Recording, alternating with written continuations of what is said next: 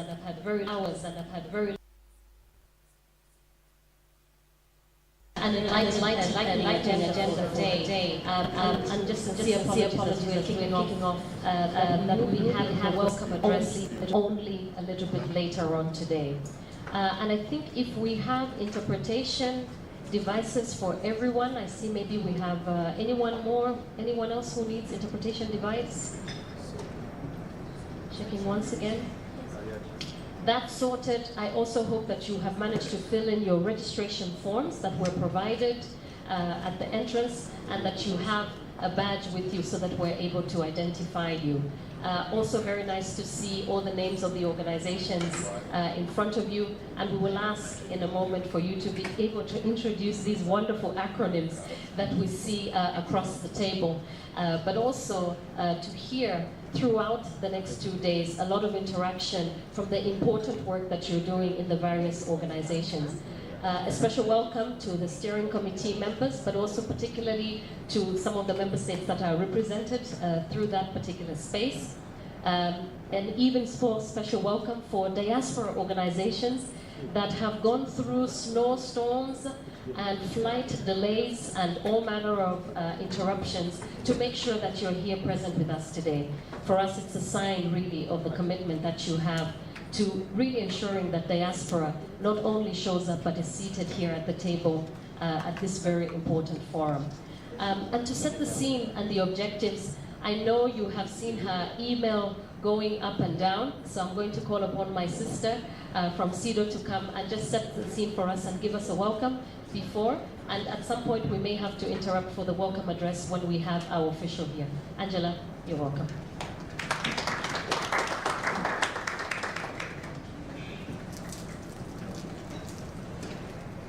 Good morning. First and foremost, I actually would have to congratulate you all and then acknowledge the fact that you left so many things to actually be with us here. I'm especially very grateful to you all for making this possible, because it's been a long while since we actually met like this. And we've gone through some thick and thins with the COVID pandemic, so on and so forth. And then we've even had refusals of visas and flight cancellations, and most of us have been able to brave the storm to be with us today. And I must say, your efforts have been commendable. Thank you so much. Can we give ourselves a round of applause? So the African Union's Directorate of Citizens and Diaspora is the interface that the African Union Commission engages with all non-state actors. So those of you here present who this is your first time here, it will be good for you to know that all non-state actors within the continent and outside of the continent, we interface with you, and our pet name is CEDAW. It's actually the acronym, Citizens and Diaspora Organizations. Under the Diaspora Directorate, we have the Civil Society Directorate and the Diaspora Directorate. Under the Diaspora Directorate, we have three regions. We have Europe, and then we have Americas and Caribbean, and then Middle East, Asia, and Oceania. Our mandate is very simple. Sticking to the Amendment Protocol, Article 3Q of the Constitutive Act of the African Union, it actually enjoins and invites the participation or the contribution of you all present here to contribute towards Africa's overall development.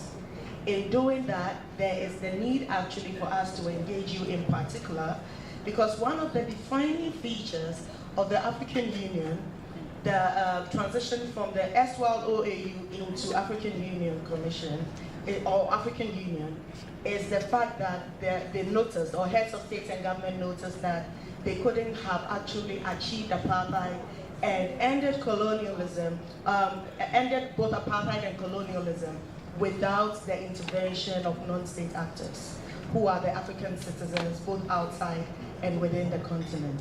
Hence, the African Union, now a people-centered union. You always see it as part of our name.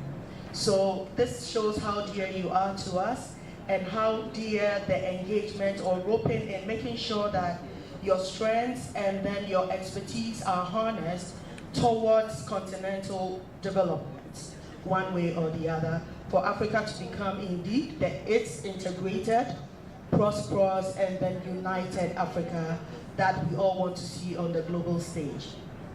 Now, in setting the scene for this particular meeting, it came as a result of various consultations, both formal and informal, with most of you here, that we saw the need that besides us convening, there is actually the need for us to look at domesticating some of these global protocols and global non-binding instruments that are dire so far as Africa is concerned.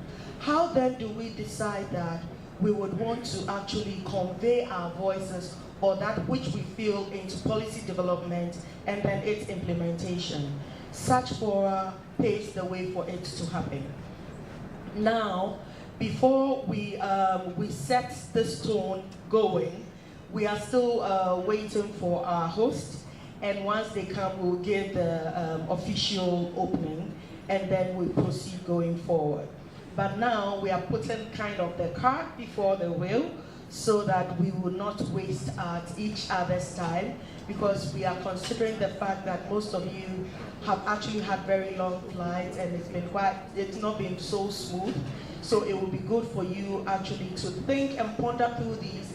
How do we actually reflect the African standpoint? How do we reflect African voices, and how do we reflect Africans' interests when it comes to global circles? These are some of the platforms that we could use, and we could strategize going forward how best we can leverage each other's strength, network, and abilities for us to be able to actually see whatever we discuss right out there. So without much ado, I'll say a big thank you for listening to me, and I humbly call on Paddy again, and then we start today's proceedings. Thank you.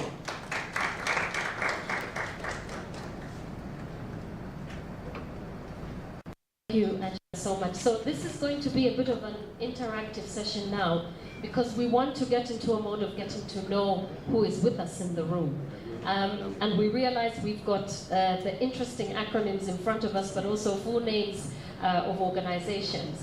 So we take it a bit at a time. I think what's interesting for us is obviously for us to hear your name, and also for us to understand the organization that you represent. And if you can, in about 15 seconds, also tell us a bit about the focus of the work that you do around diaspora engagement, given the nature of our meeting today for the next 2 days. And so maybe without, I can start from the outside circle, and we will play a little bit of an interactive space. So once you've introduced yourself, I will ask you to pick another acronym or a name of an organization that you see in front of you, and we will play ping pong the African way. And so I will start. I can't see placards on the back, but I think that's from our rapporteurs. Maybe from the representative of the government of Ethiopia, if you could give us an introduction from your side. Interpretation team, let's just ensure that we have an additional mic going around. Thank you.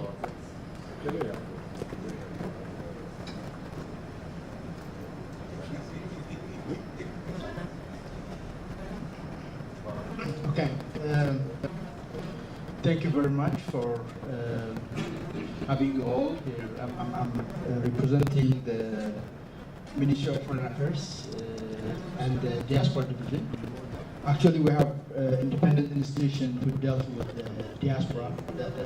Its name is Ethiopian Diaspora Institution. That is responsible for the Ministry of Foreign Affairs, and it's working with full-fledged authority, because that's its own resource that and it administrates its own budget. So this is independent autonomous organization that is put in place with the coming of the reform of the, because we had before the representative office or the DAGE, Director General, under the Ministry of Foreign Affairs, but it is due to the commitment of the government that give prior attention to the diaspora and taking them their role or harnessing all the potential that could be get from the diaspora and to make them the engine of the development that shows how much the government is committed to. So we are doing on 4 major pillars. One is mobilizing the diaspora, integrating the diaspora where they are residing, and the other is engaging them with the home development and protecting the right, because we have significant number of diasporas in South Africa and Middle East, and some of them are living there in an undocumented way. So we are there to protect them and to protect their rights, privilege, and at the end we are working to mapping the diaspora and the information, knowing the diaspora, where they reside, what the potential do they have, and stuff like that. So I'm very pleased to join you here, and I think we'll have fruitful discussion next time. Thank you. Thank you. Yes, good morning. My name is Brian Myunga. I am coming from the Global Africa Conference of Churches, representing the youth network. I work with them as the executive secretary. More about the organization, my senior colleague will say, but for the youth wing, our interest is to inspire young people in the diaspora to love and invest in Africa as their home and future. Thanks. Thanks for the promptness. Good morning, everyone. Thank you so much. My name is Alorbion from South Sudan. I'm working in Ministry of Health, Republic of South Sudan, and also Kibatishi Hospital, Department of Psychiatry, and Department of HIV. Thank you so much.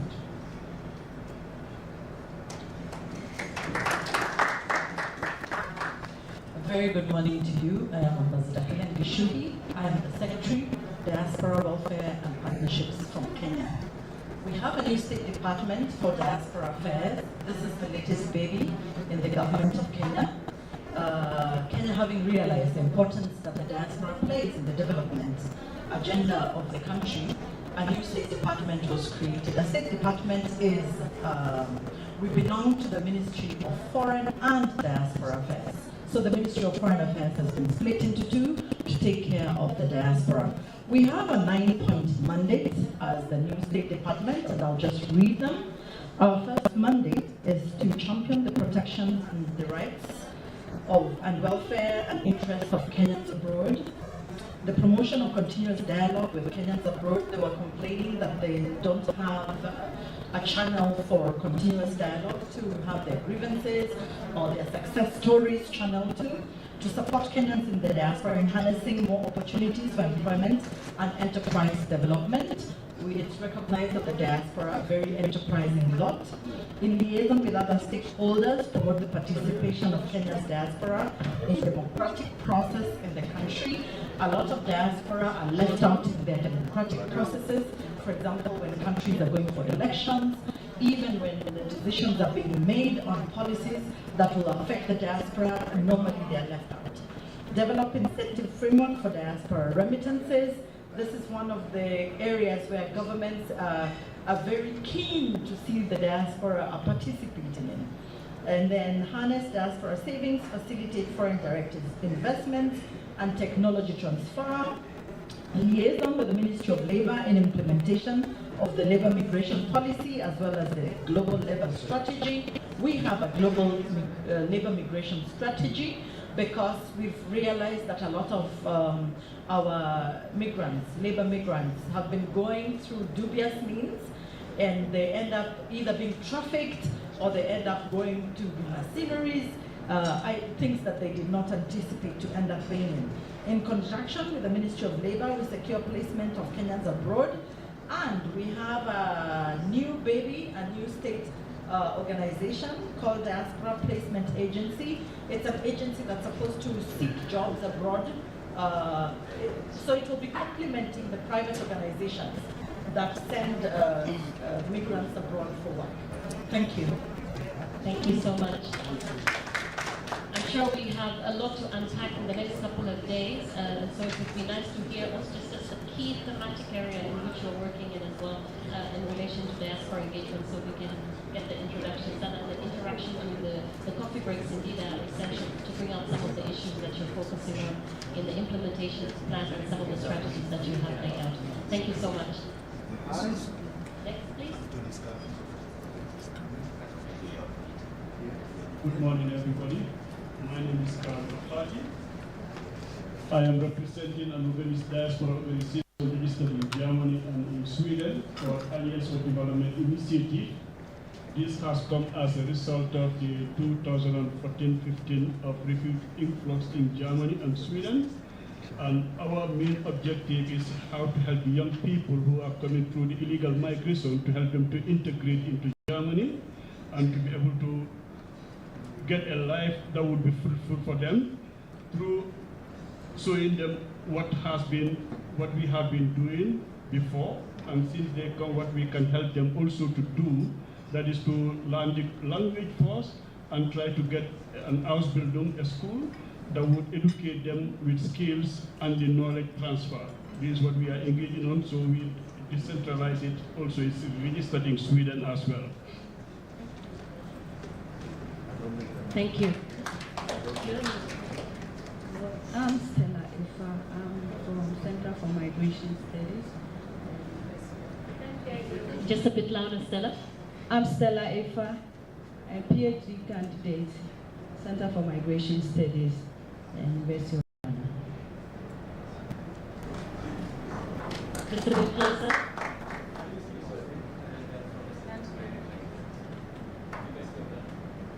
Thank you.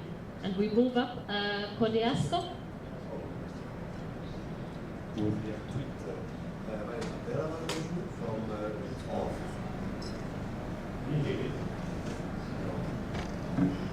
Can you hear me? Oh, okay. I'm Italy. I was born in Moscow, so I'm belonging to the diaspora, Moroccan diaspora. I am president of Diaspora, which is an umbrella organization of different migrant associations engaged only in international cooperation. We have association who are working in 12 African countries, and we're so happy to represent them here today to get to know better in the next days. Thank you.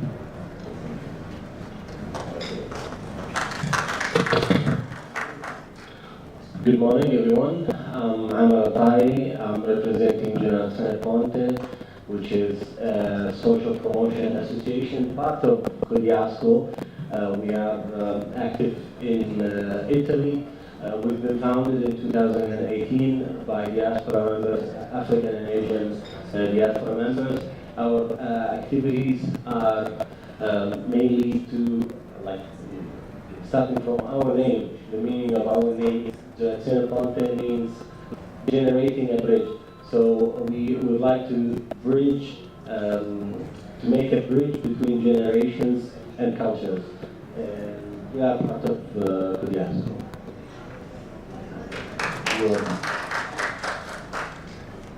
My name is Jibril Fall. I'm the director of GK Partners, which is a social enterprise that works in business development and international development.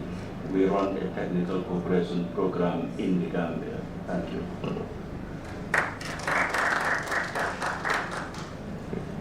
Bonjour. Si vous avez des écouteurs, vous pouvez les mettre. Mais c'est juste une minute de présentation. Je suis Madame Hadissako Niang. Je suis membre de la diaspora installée en France, où il y a une grande plateforme de la diaspora composée des diasporas de tous les pays du monde, des 5 continents, le FORIS, qui est aussi en même temps, qui a été membre de la plateforme européenne de la diaspora en France, ADEP. Donc voilà, à ce titre, je représente l'ensemble de ces diasporas, un peu, représenter c'est pourquoi, mais au moins je peux plaider à leur nom. Je vous remercie. Je suis d'origine sénégalaise, vivant en France.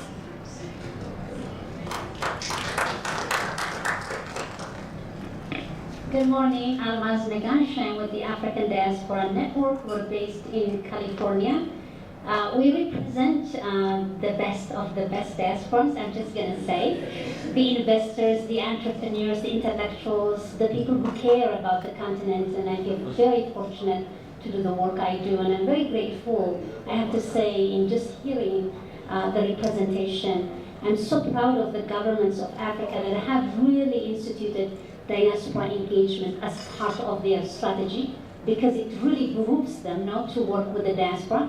And I believe this is the best time to be in an African diaspora, knowing that the geopolitics is turning back onto the continent. And the question is, how do we make the best use of it to make sure that our people do not struggle, do not suffer, but have a thriving life? That's my hope, and I'm very grateful to be with all of you.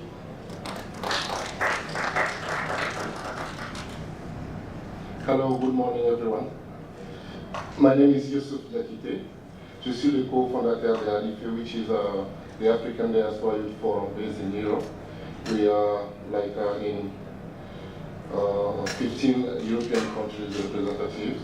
So what we do in ADIFE is we try to promote entrepreneurship, engagement, civic engagement, and the employment of African diaspora youth. And the last 2 years we had some change in our organization. We moved from a youth-led organization to a fully diaspora organization due to the demand of our members. And also we had the opportunity to work the last 2 years on the state of the diaspora, because we started then to understand what did not work in our organization and the key issues diaspora we are facing now in Europe.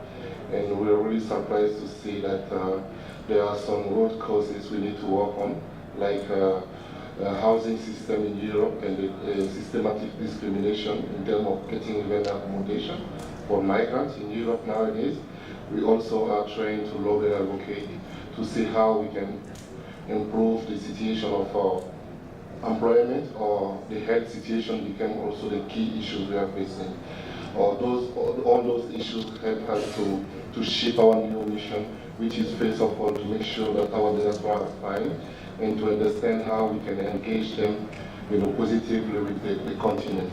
So we developed a program called Diaspora Innovation Days in Africa, which helped us to understand how the soft landing can be operated. The soft landing means helping diaspora to get back to the continent and see if they are interested to become entrepreneurs or ambassadors, or just helping the reintegration in the country of origin. So we are really proud to be here after 3 or 4 years of missing all those international meetings with CEDAW. I'm happy to be here today and contribute. Thank you so much.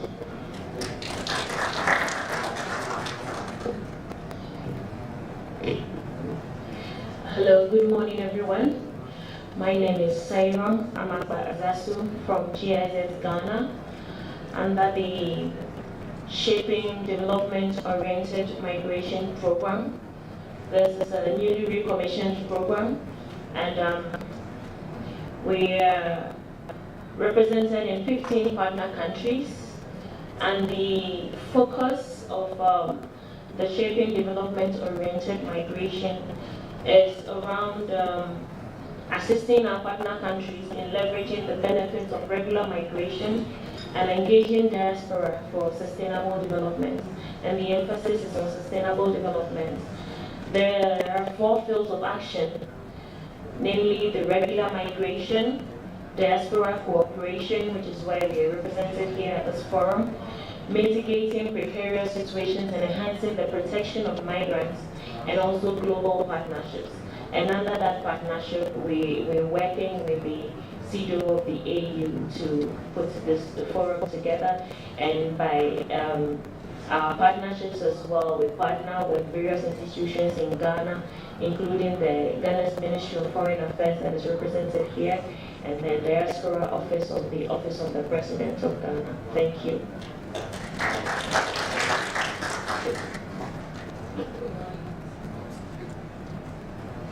Good morning, everybody.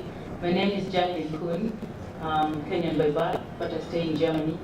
I'm the founder of Kenyan Women in Germany. In short, QUIG, that's the abbreviation here. That is a group or a forum that helps, empowers actually Kenyans and especially women in Germany to contribute both in social and economical development, not only in Germany but also back home. And when I sit in such forums or I hear about such forums, I feel happy because it makes me know that our continent has realized the importance of diasporans and engaging us, that is the way to go. Thank you very much. Africa is the future, don't forget that. Good morning. My name is Neema Victor. I come from Tanzania but also living in Jordan. I'm here to represent the African Youth Network and the African Youth Conference of Churches, and in our area, in our youth network. On my part, I'm looking forward to being a very good diaspora member to my country, but also Africa at large. Thank you.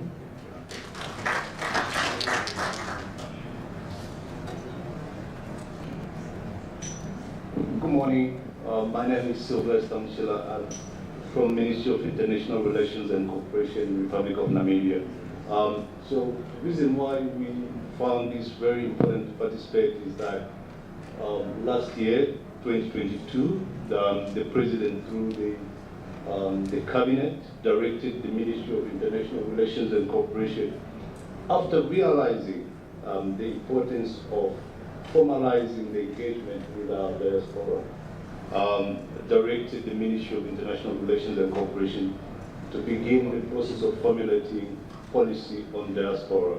So the aim is really to create a formal platform on which the Namibian government and the diaspora can come together, find common ground, so that the diaspora can contribute to national development, and so that Namibian government can also create the necessary environment for the diaspora to participate in the affairs of the country, be it economic, political.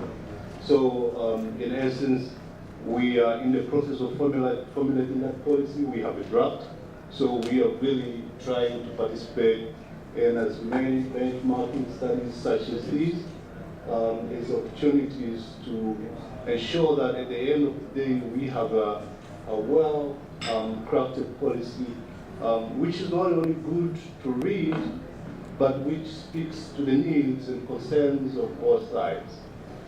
So we find this very important that we are able to listen to key players within the diaspora area, the diaspora themselves,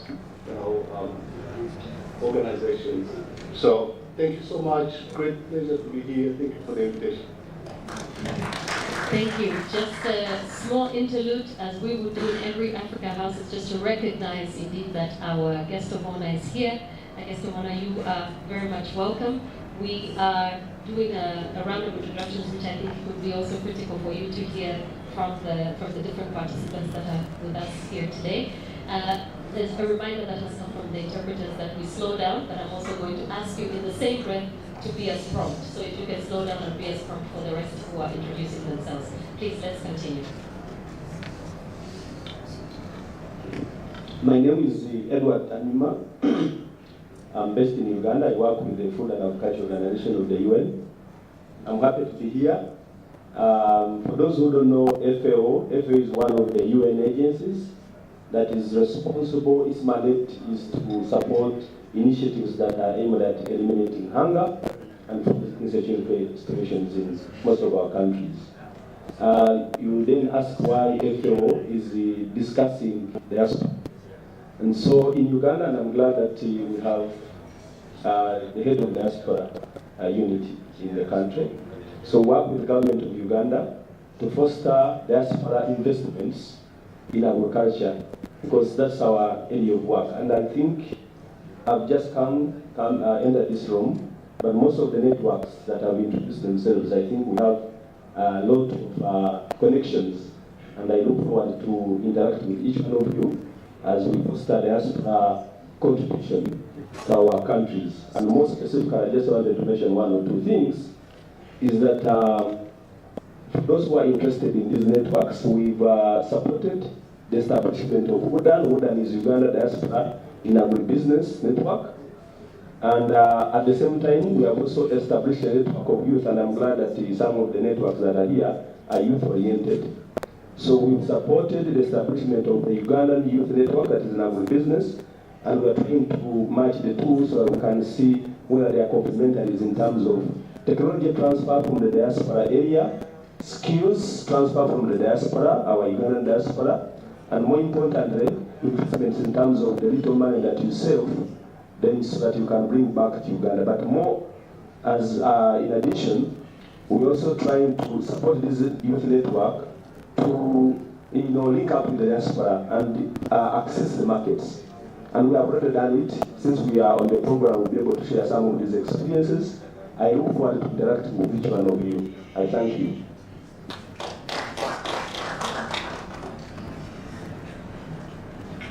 Good morning. Nice to be here. Welcome. I'm called Gama Walling Anthony, Minister Councillor in the Ministry of Foreign Affairs, specifically in the diaspora, representing the diaspora unit of our Ministry of Foreign Affairs. In a snapshot, mostly, I would like to say that the diaspora unit in our ministry was set up in recognition of the role played by the diaspora. And so the cardinal duty we do is basically mobilizing diaspora for development. And in mobilizing diaspora for development, we do a number of collaborations, partnerships, and programs with all stakeholders of like-minded organizations. And so I'm happy that we are discussing this. We had a similar thing like this in Washington, where we engaged with a number of organizations. And being here is a nice thing. As our friend from Namibia saying, he's here to learn. We're also in the process of finalizing our diaspora policy. And so the government put a stop on it so that we undertake what they call regulatory impact assessment in order to gather the views of our diaspora and factor them in the national policy such that it's a relevant document. I would like to take my time since this is just the beginning. We will be sharing more, but thank you for this opportunity you've given to us. Thank you.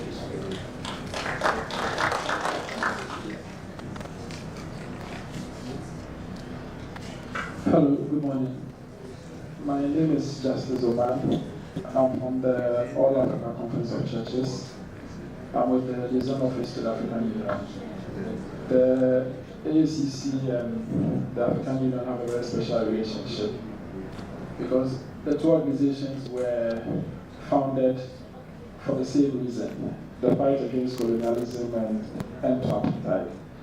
So we have been working over the years and we continue to work together.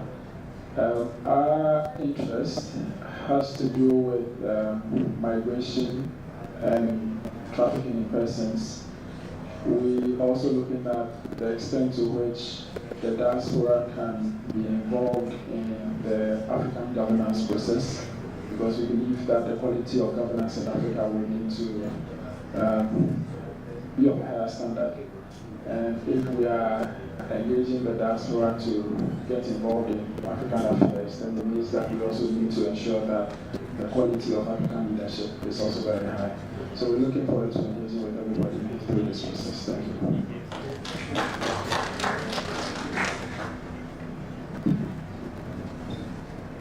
Hello, good morning.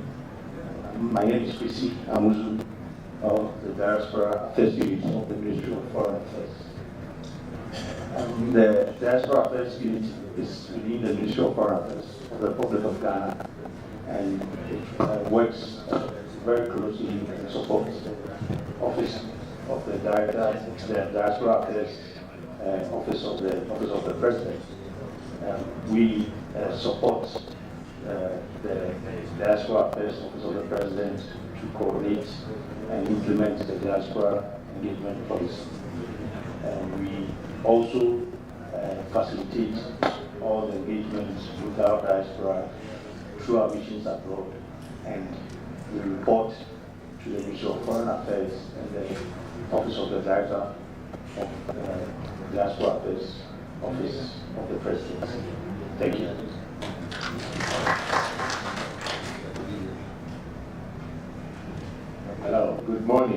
My name is Akwasi, and I'm the Director of the Diaspora Affairs Office of the President.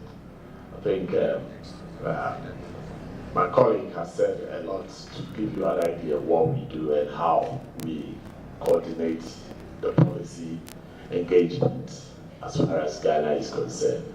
I think we have been noted for some,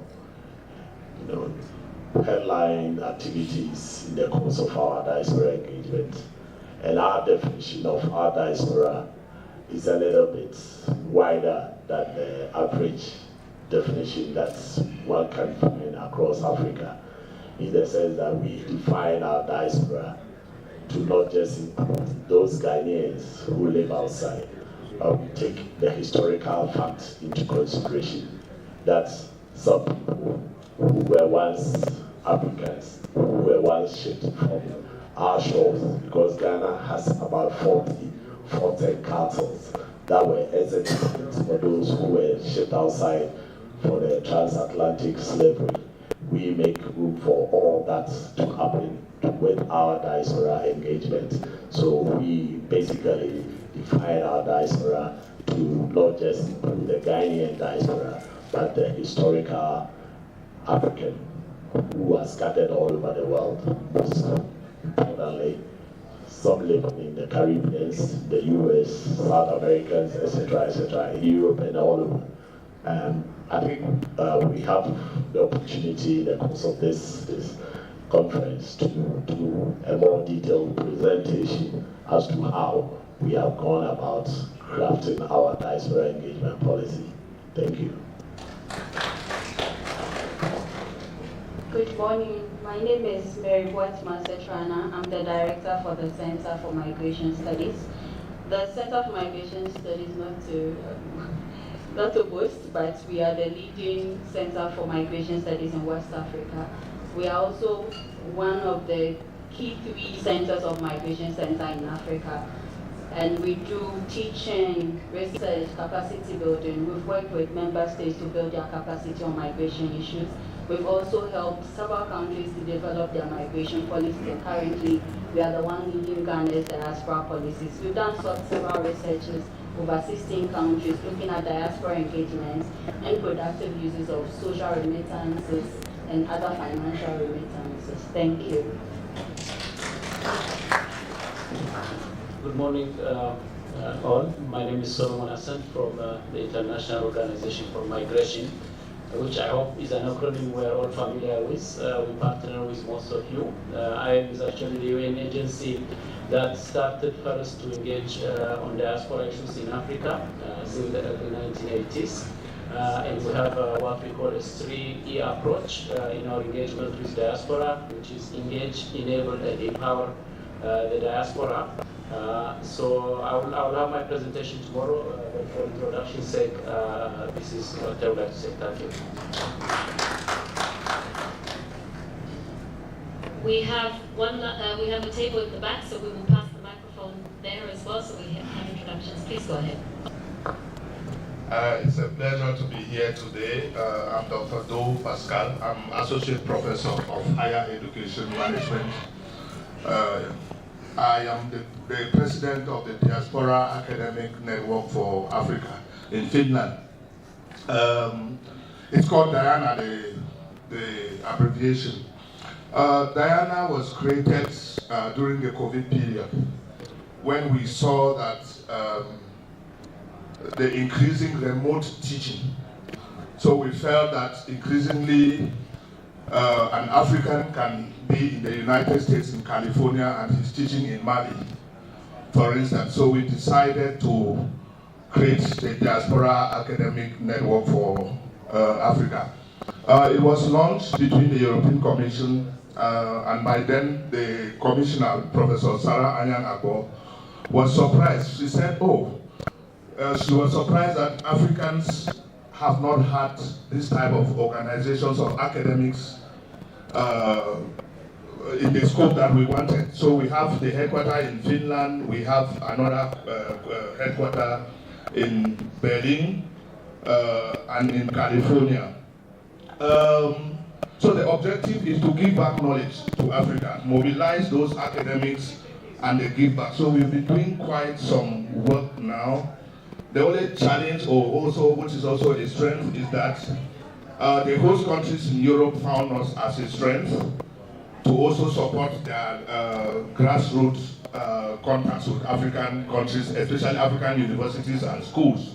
So our second mandate moved to partnership, and then eventually also we have some cities and counties in Europe that think that, okay, as an academic organization, we can also support them in the integration mission, especially that the ones that concern the low skilled. Then we had a fourth mission that came in, which was solidarity. We found out during Finland is just the nearest neighbor to Russia.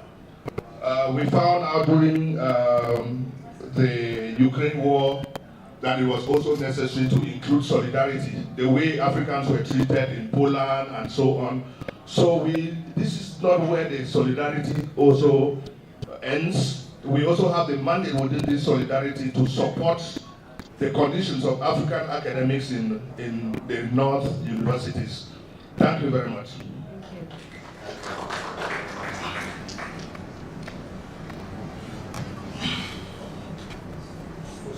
We could try to be as prompt as possible in our introductions. Thank you so much. Surely I will be. Good morning to everybody. I'm Anthony Kumpa from the Republic of Liberia, former Deputy Minister of State and the supervisor of the Liberia Diaspora Engagement Program. I'm also here as a steering committee member of CEDO. It's nice meeting everybody. This might be my last gathering with you people as a result of the soon-to-be transition in the Republic of Liberia. But I've been honored to work with you people, and I look forward to more challenges. Thank you. Good morning, everybody.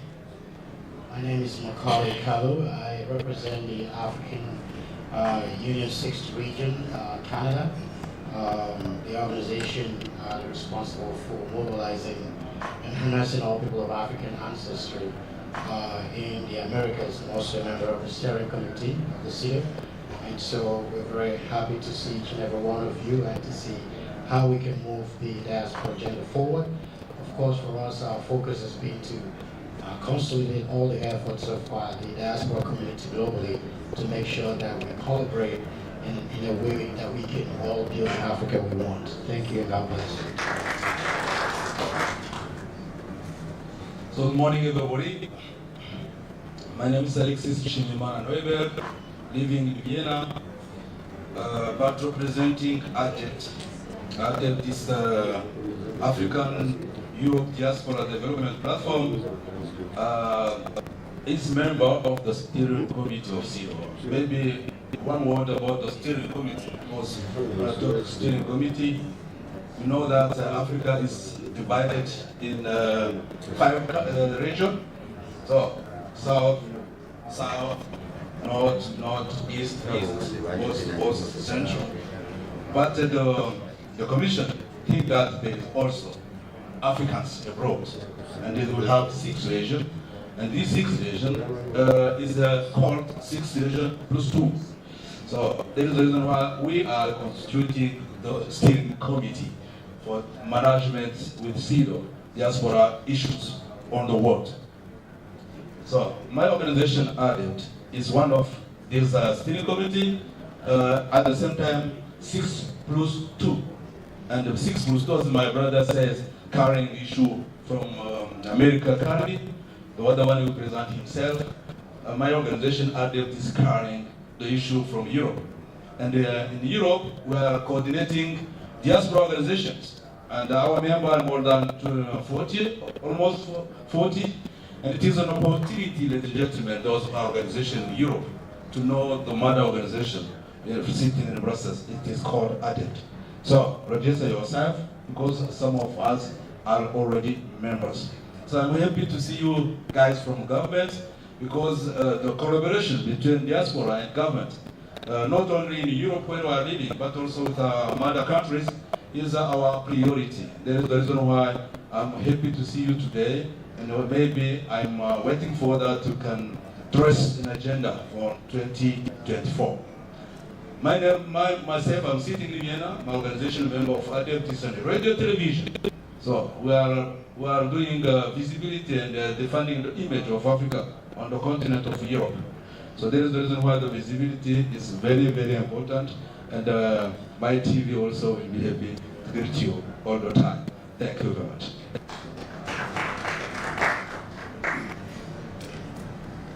Thank you very much. To meet you all, friends, brothers, sisters,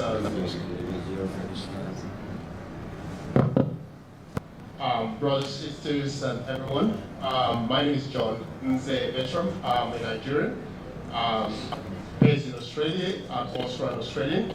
I represent the Pan-African Australasian Diaspora Network and also the Heritage Reconnection Alliance, which says it's important for the African Union and the United Nations and other bodies and those who research about African diaspora affairs to also pay attention that there are Africans living within the Asia Pacific region. There are Africans who migrated to these regions through slave trades as well. We talked a lot about the transatlantic slave trade, but there's also the trans-Saharan slave trade. There's also this trans-Indian Ocean slave trade as well. So there are African diasporas who've been living in this particular region with identities. They still identify themselves as Africans and still practice sort of African tradition. And I'm here to say that these people exist and we should pay attention to them as well. So with the Pan-African Australasian Diaspora Network, as my other colleague has mentioned, mobilizing the diasporas for development, that is the primary focus of the Pan-African Australasian Diaspora Network. We mobilize African diasporas within the Asia Pacific region for Africa's development. And we thank CEDAW and the AU for giving us the platform to represent the African diasporas within those regions. For the Heritage Reconnection Alliance, our focus is more with the indigenous Africans that have been living in those areas that either migrated through slave trade or through commerce. And also some of them were warriors who happened to be taken to those particular region. And they've established communities that have thrived and survived for hundreds of years and still identify themselves as Africans. You could note this, the cities of India, SIDDI, if you can put it in your YouTube, you will see a lot of videos about these people. And the good thing about it is that we Africans, the African citizens themselves, are now going to these communities to interact with them, to learn about them, and engage with them. We also want the government to begin to engage with these communities and bring them into the 6 region of Africans as part of our African diaspora. Thank you.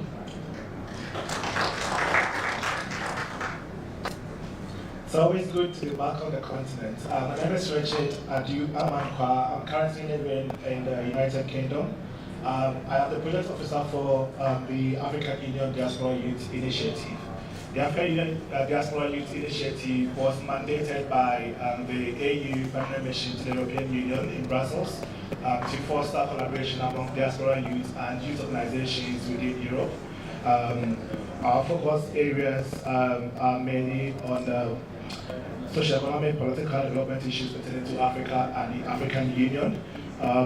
We are present in 18 European countries and we have members across. We delve into matters ranging from culture, politics, human rights, development, and business, all in relation to the diaspora being the sixth region of the AU. We operate in 3 pillars. The first pillar is basically to create awareness amongst the diaspora youth. We create awareness about the AU development priorities being the Agenda 2023 and also AU Theme of the Year every single year. Number 2 is to support the diaspora by connecting them to the AU and also to to African representatives. And thirdly, we engage the diaspora by representing them in international fora like what I'm doing today. I'm really pleased to be here. It's an honor to be amongst all of you, and I hope to engage with you all in the 2 days that we are going to be together. Thank you once again for the opportunity to be here. I think we have sufficiently covered the room in terms of introduction. Unless we had somebody walk in while we were at play. Yes, I am reminded. Please go ahead and introduce yourself. Thank you.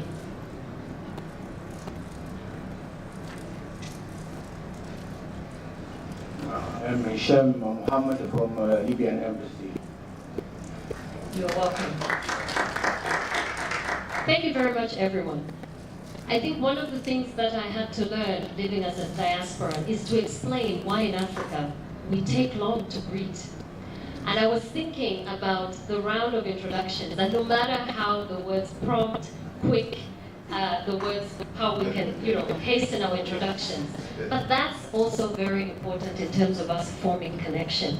So I'm really hoping that through these introductions, just by hearing the similarities of work that is across, whether it's government agencies, diaspora organizations that are working around similar interests, that we actually have been triggered to think a lot more about collaboration, cooperation, and really working together. And so at this regional diaspora forum, I think it has been very enriching to hear all your introductions. And now I will pass over so that we can have the official opening of our workshop for the next 2 days to Angela from the AU Commission to close it.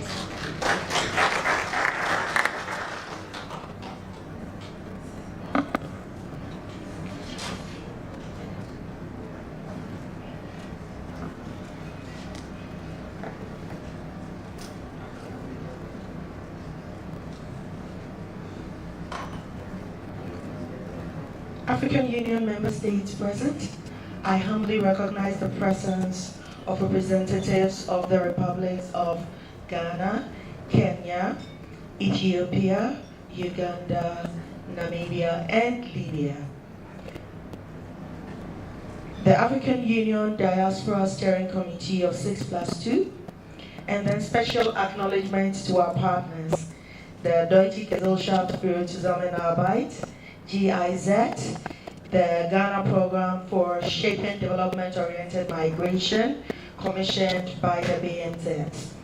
The Minister Counselor at the Department of Diaspora Services, Mr. Anthony Agama, the Director of the Diaspora Office, Office of the President, Republic of Ghana, Director of the Diaspora Unit of the Ministry of Foreign Affairs and Regional Integration, Ghana, Director of Diaspora Information and Research, Ministry of Foreign Affairs, Ethiopia, All African Council of Churches representatives, the IOM, Liaison Office to the African Union, esteemed delegates of the diaspora, distinguished ladies and gentlemen, good morning once again. On behalf of the African Union Commission's Directorate of Citizens and Diaspora, CIDO, it is with immense pleasure that I stand and welcome you all warmly to the Regional Diaspora Forum convened under the theme, Garnering Momentum in Harmonizing the Voice of Africa.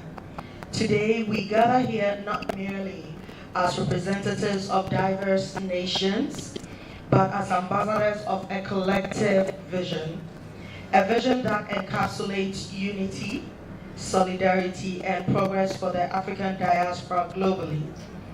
Besides the side events we organize under the auspices of the EU Diaspora Facilities Future Forum in Brussels in October 2023, this forum is the first in-person meeting convened by the AU since the incidence of the COVID pandemic.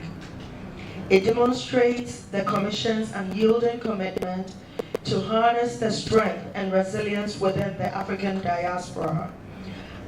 Our collective presence here shows that we recognize the magnitude of our potential to drive change on our continent by building strategic bridges and contributing in making Africa the influential global player that it aspires to be.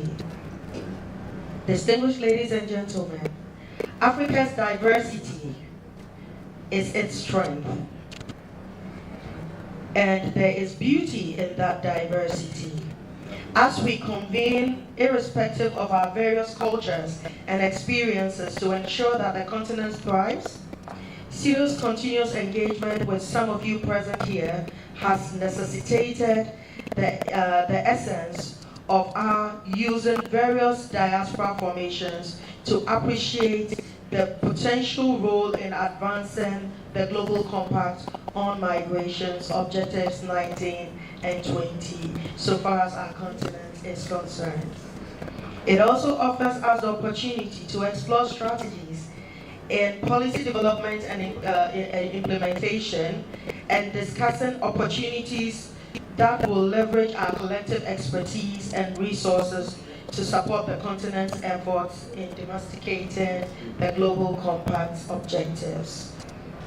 Today, as we deliberate on the theme, harmonizing our voice, we acknowledge the need to amplify our collective narrative, ensuring that it is inclusive, representative, and empowering as stipulated in the Amendments Protocol to the African Union's Constitutive Act. Our experienced voices hold the power to shape policies, influence decisions, and drive transformational change across African landscape and beyond.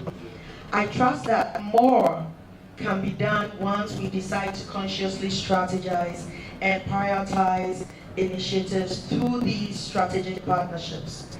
As we embark on this two-day journey over the course of this objective, it is my belief that we will engage in meaningful dialogue, share insights, and leverage our collective wisdom to develop actionable strategies and promote both policy development and implementation, which actually should be the heartbeat of most policies that emanate from the African continent.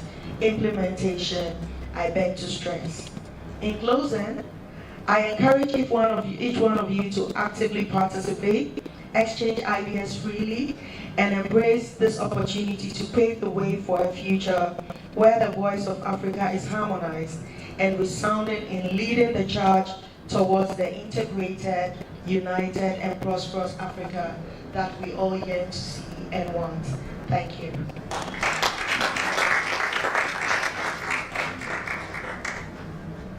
I have the honor of humbly inviting our guest of honor, Ambassador Johnny Mohindo, Head of the Diaspora Services Department at the Ministry of Foreign Affairs of Uganda, to give his remarks. Thank you.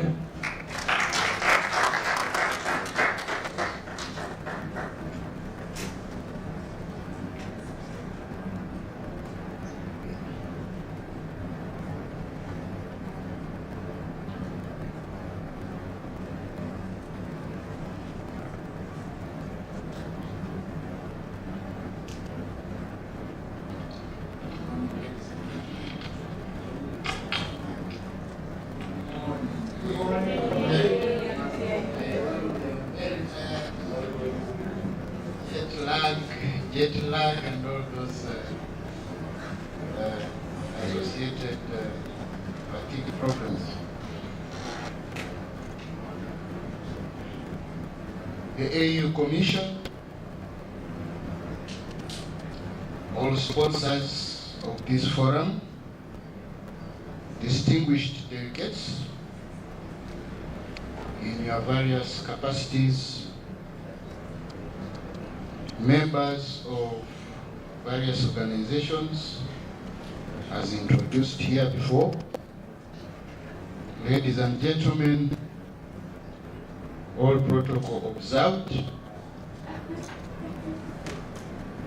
I first of all want to apologize that we could not manage to get any of our ministers to come here and open this important forum.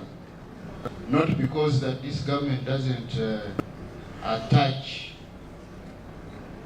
importance to a forum like this. We really take this very seriously. The problem is December is a very complicated month everywhere. We have got a big forum on climate change taking place in Dubai. Actually, for me, I just came from Dubai a few days ago. So almost all these ministries are emptied. Everybody is out of the country. I struggled until last night. I couldn't get anybody to come here because most of our ministers, we only have few of them, were all out of the country. First of all, I want to recognize the presence of many of these AU member states present here, representatives present here from Ethiopia, from Liberia, from Ghana, from Kenya, Namibia, to mention but a few. On behalf of the government and people of Uganda, and on my own behalf, I welcome you all to Uganda for this very important forum that concerns the harmonization of our diaspora in order to mold it into a reckonable force that will play a vital role in our bid for the achievement of our socioeconomic development goals.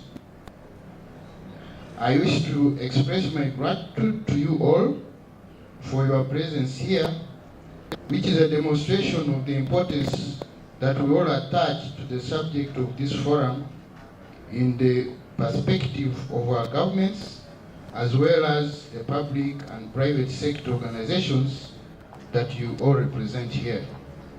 Your presence is testimony to our shared recognition of the role that the African diaspora plays, both in economic development as well as in the humanitarian and actions during crisis and beyond.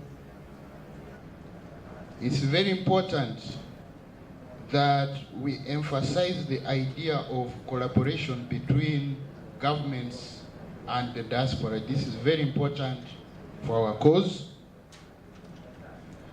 I also want to express my appreciation to the Office of the Regional Director of the International Organization for Immigration, IOM.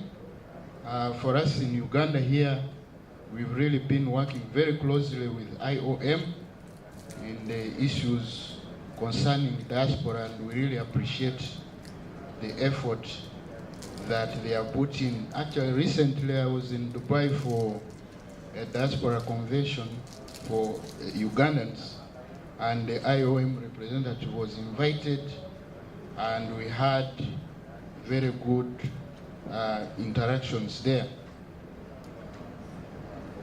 As a participating member state of the Regional Ministerial Forum for Migration, Uganda is honored to host this important event. The forum focuses on the African diaspora and the creation of a platform for dialogue and knowledge sharing. This aspect is particularly important to our bid to speak with one voice as Africa at every forum and make ourselves heard and understood by the world. The problem has been that African diaspora, to an extent and in some areas, has been fragmented, and our voice has not really been heard because it has been as if each one of us is pursuing a different goal, when actually our goal is the same, to make sure that we create a formidable force abroad that can help us in our struggle of economic independence. For me, my view has been that we adapt the idea of making our diaspora what in modern international relations parlance we call stick power. The Americans have got the dollar. All of us want the dollar. Although, if you have heard of the BRICS, we are trying to demystify this dollar, but it's still a very big struggle. The fact that none of us can avoid using the dollar, why can't Africa also make sure that the developed world cannot avoid hiring our labor force? And the only way we can make this more viable and more needed is by making sure that we equip our diaspora with enough skills before they actually leave, before they migrate, although there are so many reasons for people to leave their home countries. But we can make sure that, especially when we are dealing with those who are officially migrating to go and take up jobs abroad, we make sure that these people are well skilled, and that I had somebody from Canada here, Canada, Europe, actually the whole of North America, the Western world, the population is aging. We know that. Africa still has the youngest population. For us, we are just being born. We are energetic.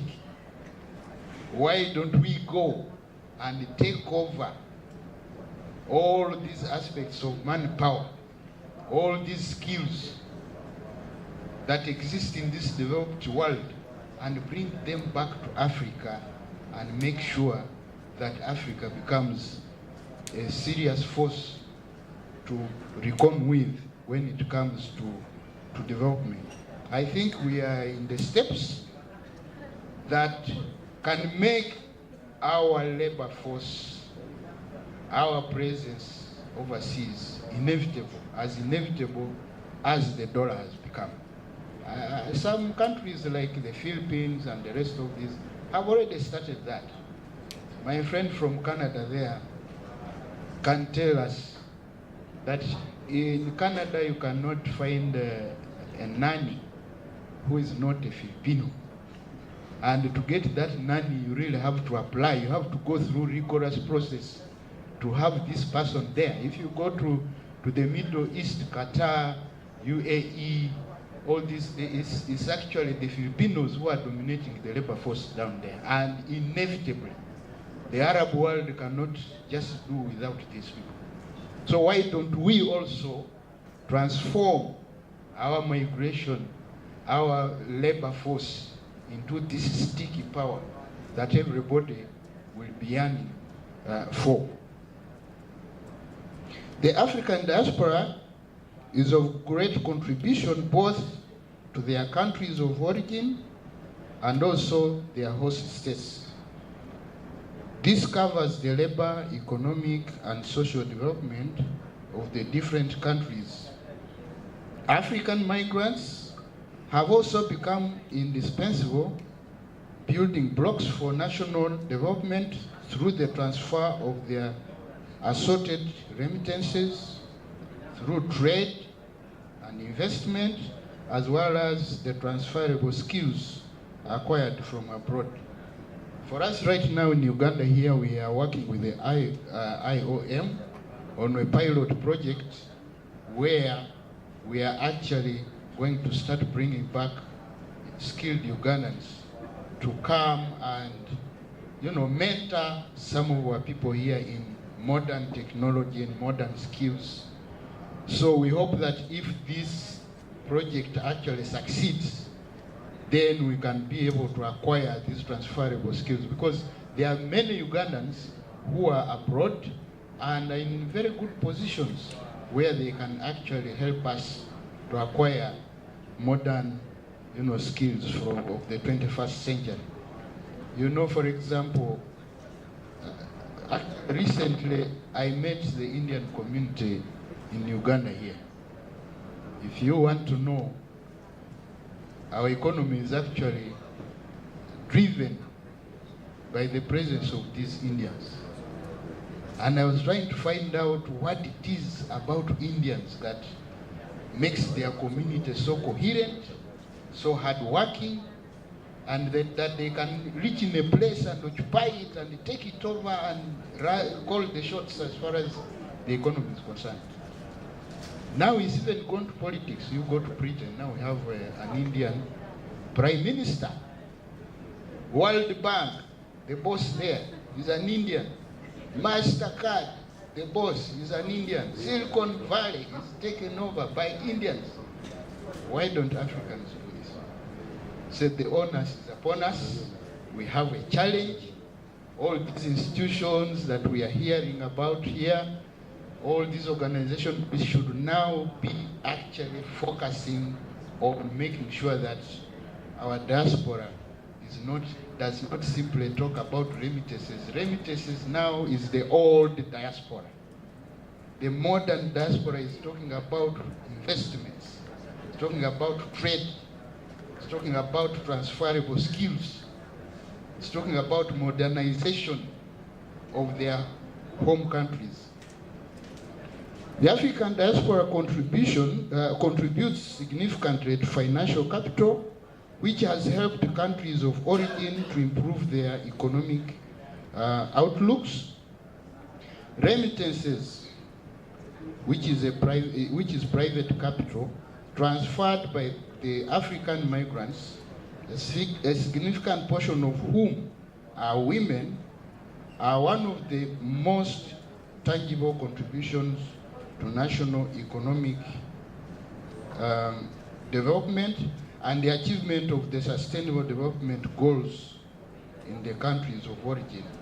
I have seen ladies from Germany here. Actually, I was deputy head of mission in Germany for 3 years.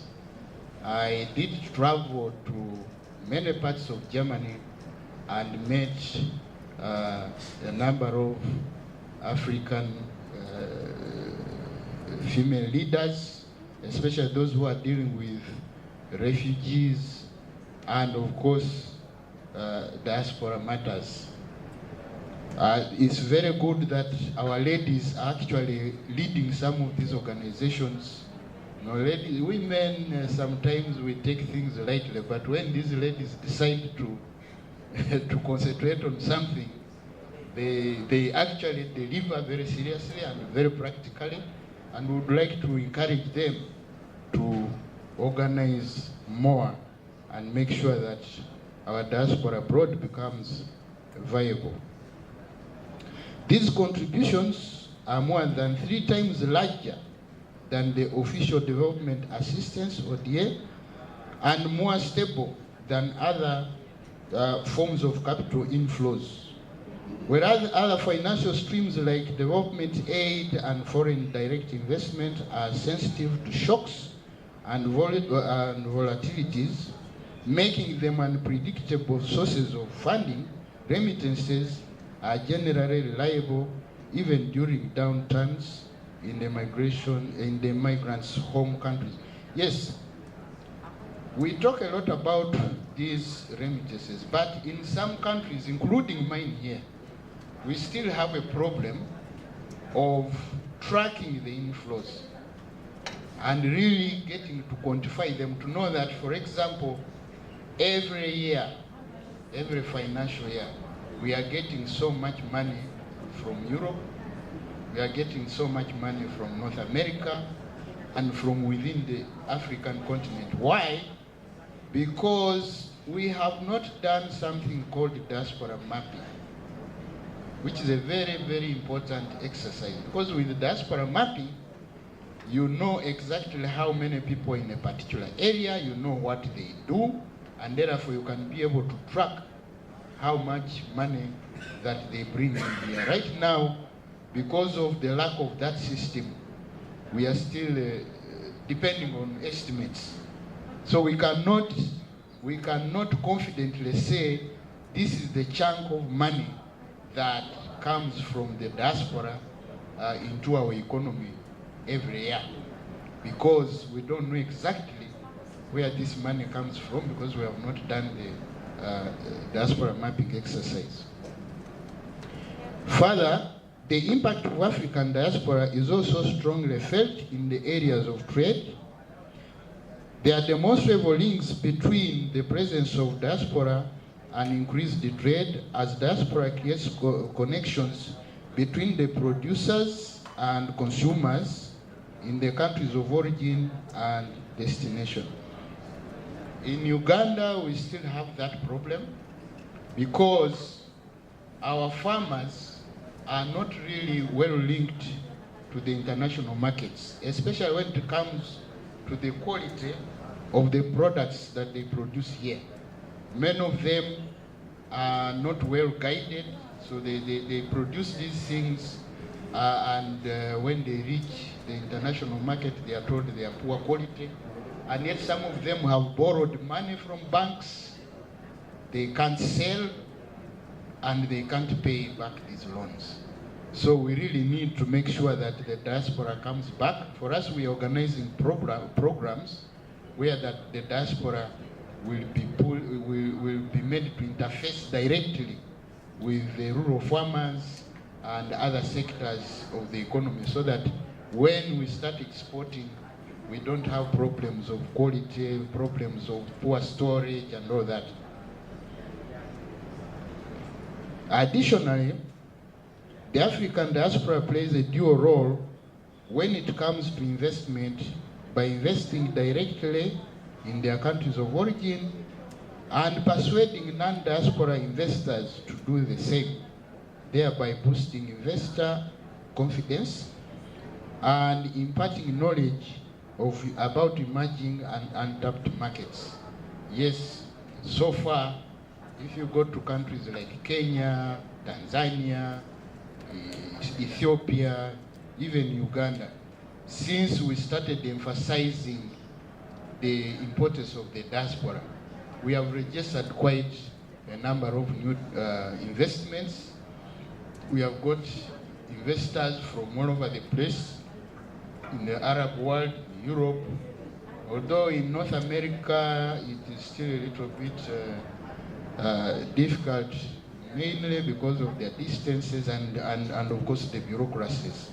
But we are in the process, and I think if we put in more effort, we shall succeed.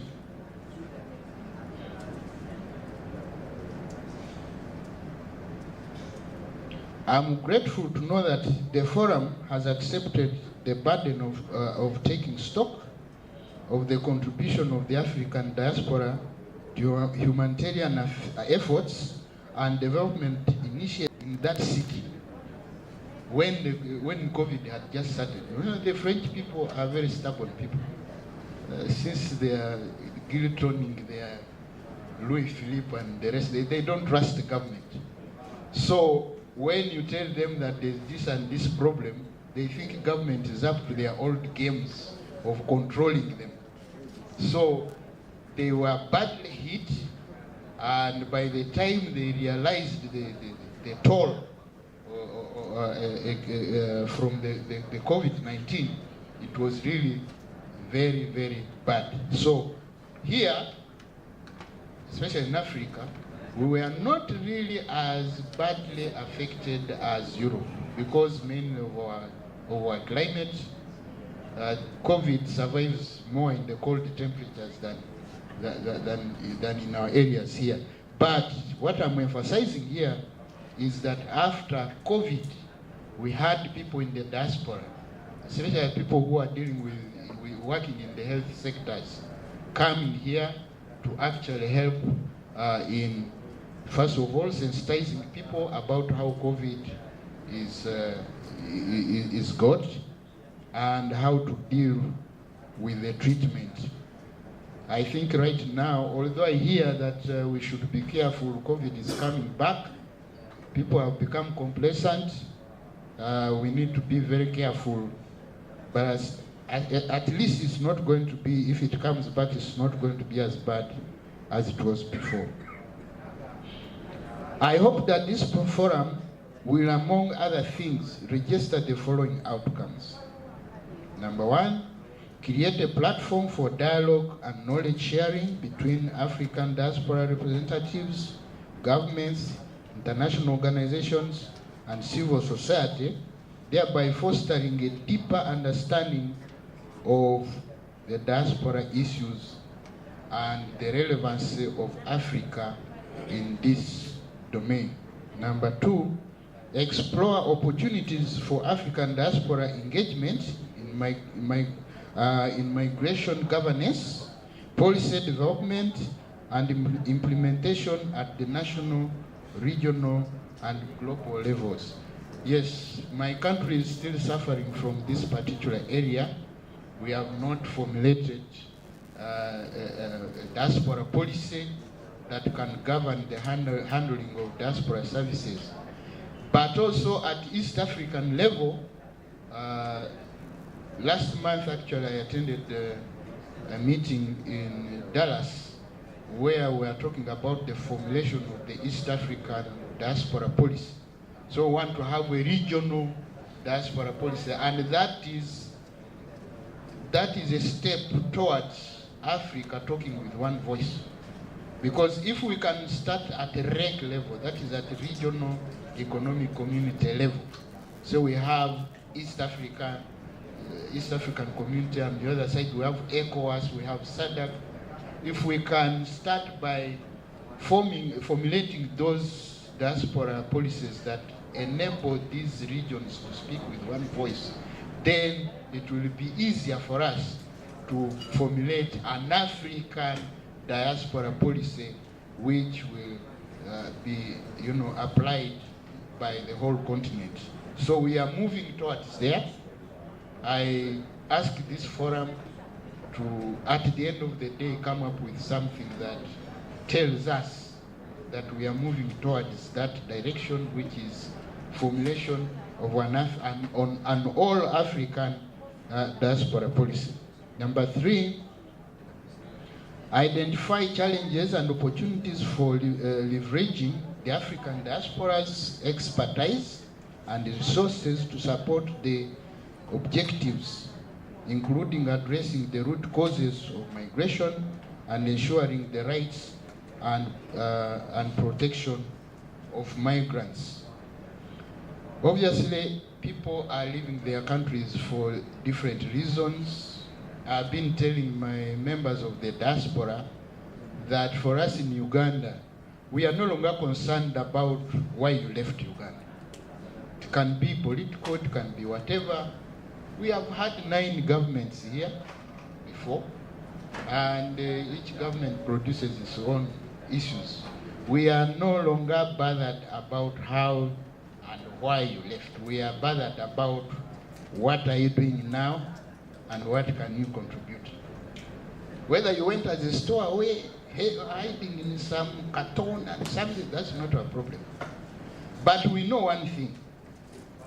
Say employment, say security, say what, but the whole thing revolves around the stomach. That is where we are. And so we are saying, now that you have come here, in whichever way you used to come here, at least you are settled somewhere. At least there's something in your stomach. At least now you can talk. Can you now have something to lean on and show reason why you came here? Because some people have been out there for 20 years, 30 years. They come back here and they are going back to their father's houses.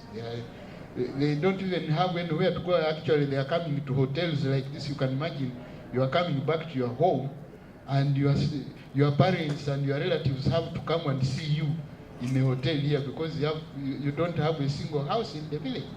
And for us in our culture, it's really abominable. People will have a very low opinion of you because they ask, so 20 years you are there, what were you doing? So we are trying to encourage these people to invest back home. Countries like Kenya have actually moved ahead of us. They have a circle now which is worth $4 billion in assets. And the diaspora can tap into these assets and actually continue with their investments back home. So we would encourage that the diaspora doesn't just sit there. They should make sure that they have something tangible to look at and justify the reason why they are where they are. And the best thing is to start home, because East, West, we all come back home here. Lastly, I note with satisfaction that this event brings together participants from different sectors and backgrounds to create an informed and empowering voice to shape the future of the African diaspora in the socio-economic development of our continent. I hope you have a wonderful and inspiring forum, one which will be the beginning of a process to build more support and showcase Africa's diaspora as empowered and empowering agents of an all-round change of image for the continent. I thank you very much for listening to me.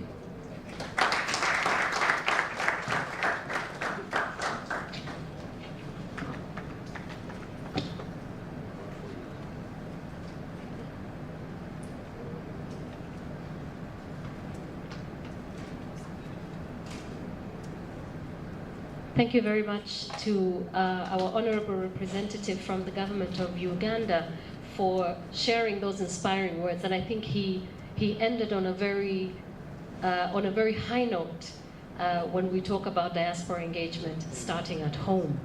And I think it's a very solid reminder, I think, for all of us in the room about the connection that we have to the continent and the connection that we would like to see, not just for first generation diaspora, but as we talk consequently about second and third generation diaspora.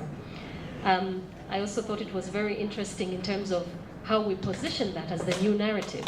So talking about that return home and what that actually means, but the preparation actually that we have to do in respect to that. Thank you so much for a lot of inspiring words that I think will be able to utilize, not just in the context of the different presentations that will be made, but indeed in some of the sessions where we're going to go and dig a little bit deeper in some of the questions that we have around enhancing the role of African diaspora in global processes. As you can see, and as you have heard, I think in the opening remarks also from the AU Commission, we have a new opportunity for us to look back, which would be looking at the Global Compact on migration. We already had the first Migration Review Forum take place in 2022, and we are looking forward, firstly, to the Africa Review of the Global Compact on migration, really looking at the different countries, the different prioritization plans, implementation plans that have been set out, the role that regional organizations have had and regional consultative processes, and particularly also the role that the African Union has had in terms of spearheading this. And so we will move on to a topic that stands close to my heart, and I'm happy to be facilitating on this one, so I'll just ask that that shows on the screen from the back. We will try to cruise through. Please, interpreters, I have a bad habit of speaking very quickly because we would like to be able to move on with the program. Maybe if we can make the screen just a bit bigger, I think that will help in terms of visibility. So the focus of the presentation, the focus of the presentation was for us to talk, I was tasked to talk about diaspora engagement in the Global Compact on migration, but I think that it's very difficult to be able to talk about the Global Compact on migration implementation without talking about some of the role that African member states have had and what the actual process is. Next slide, please. And so I will kick off by saying that I think one of the pivotal things around the Global Compact on migration is that it sits at the very heart of the Sustainable Development Goals. And sometimes we lose sight of that when we have to talk about the Global Compact on Migration as a non-binding agreement. So we say, well, it's informal, it's voluntary, and it's non-binding. But actually, at the back of the minds of member states, what was very important is to particularly target 10 points C of the SDG framework that really talks about reduction of remittance costs, and also trying to look at particular corridors and how you would make remittances cheaper for migrants. But we'll talk about how that is much more complicated beyond cost. And as we have heard from our honorable speakers today, we really need to look a little bit beyond remittances. And so when the Global Compact on Migration talks about diaspora engagement, it really centers it around these two objectives. The very first one tries to look at, that's the Global Compact on Migration objective number 19, which talks about the conditions that migrants and diaspora would thrive in terms of them contributing to the sustainable development that we've been talking about, and that are the ambitions of some of the organizations that are sitting in this room, as well as the member states and partners. But also a very direct one on remittances. And this really talks about this faster, safer, cheaper means of transfer of remittances, but also something that we often forget, financial inclusion of migrants. But there are many other spaces in the Compact on Migration that hone in diaspora engagement and what it should really look like.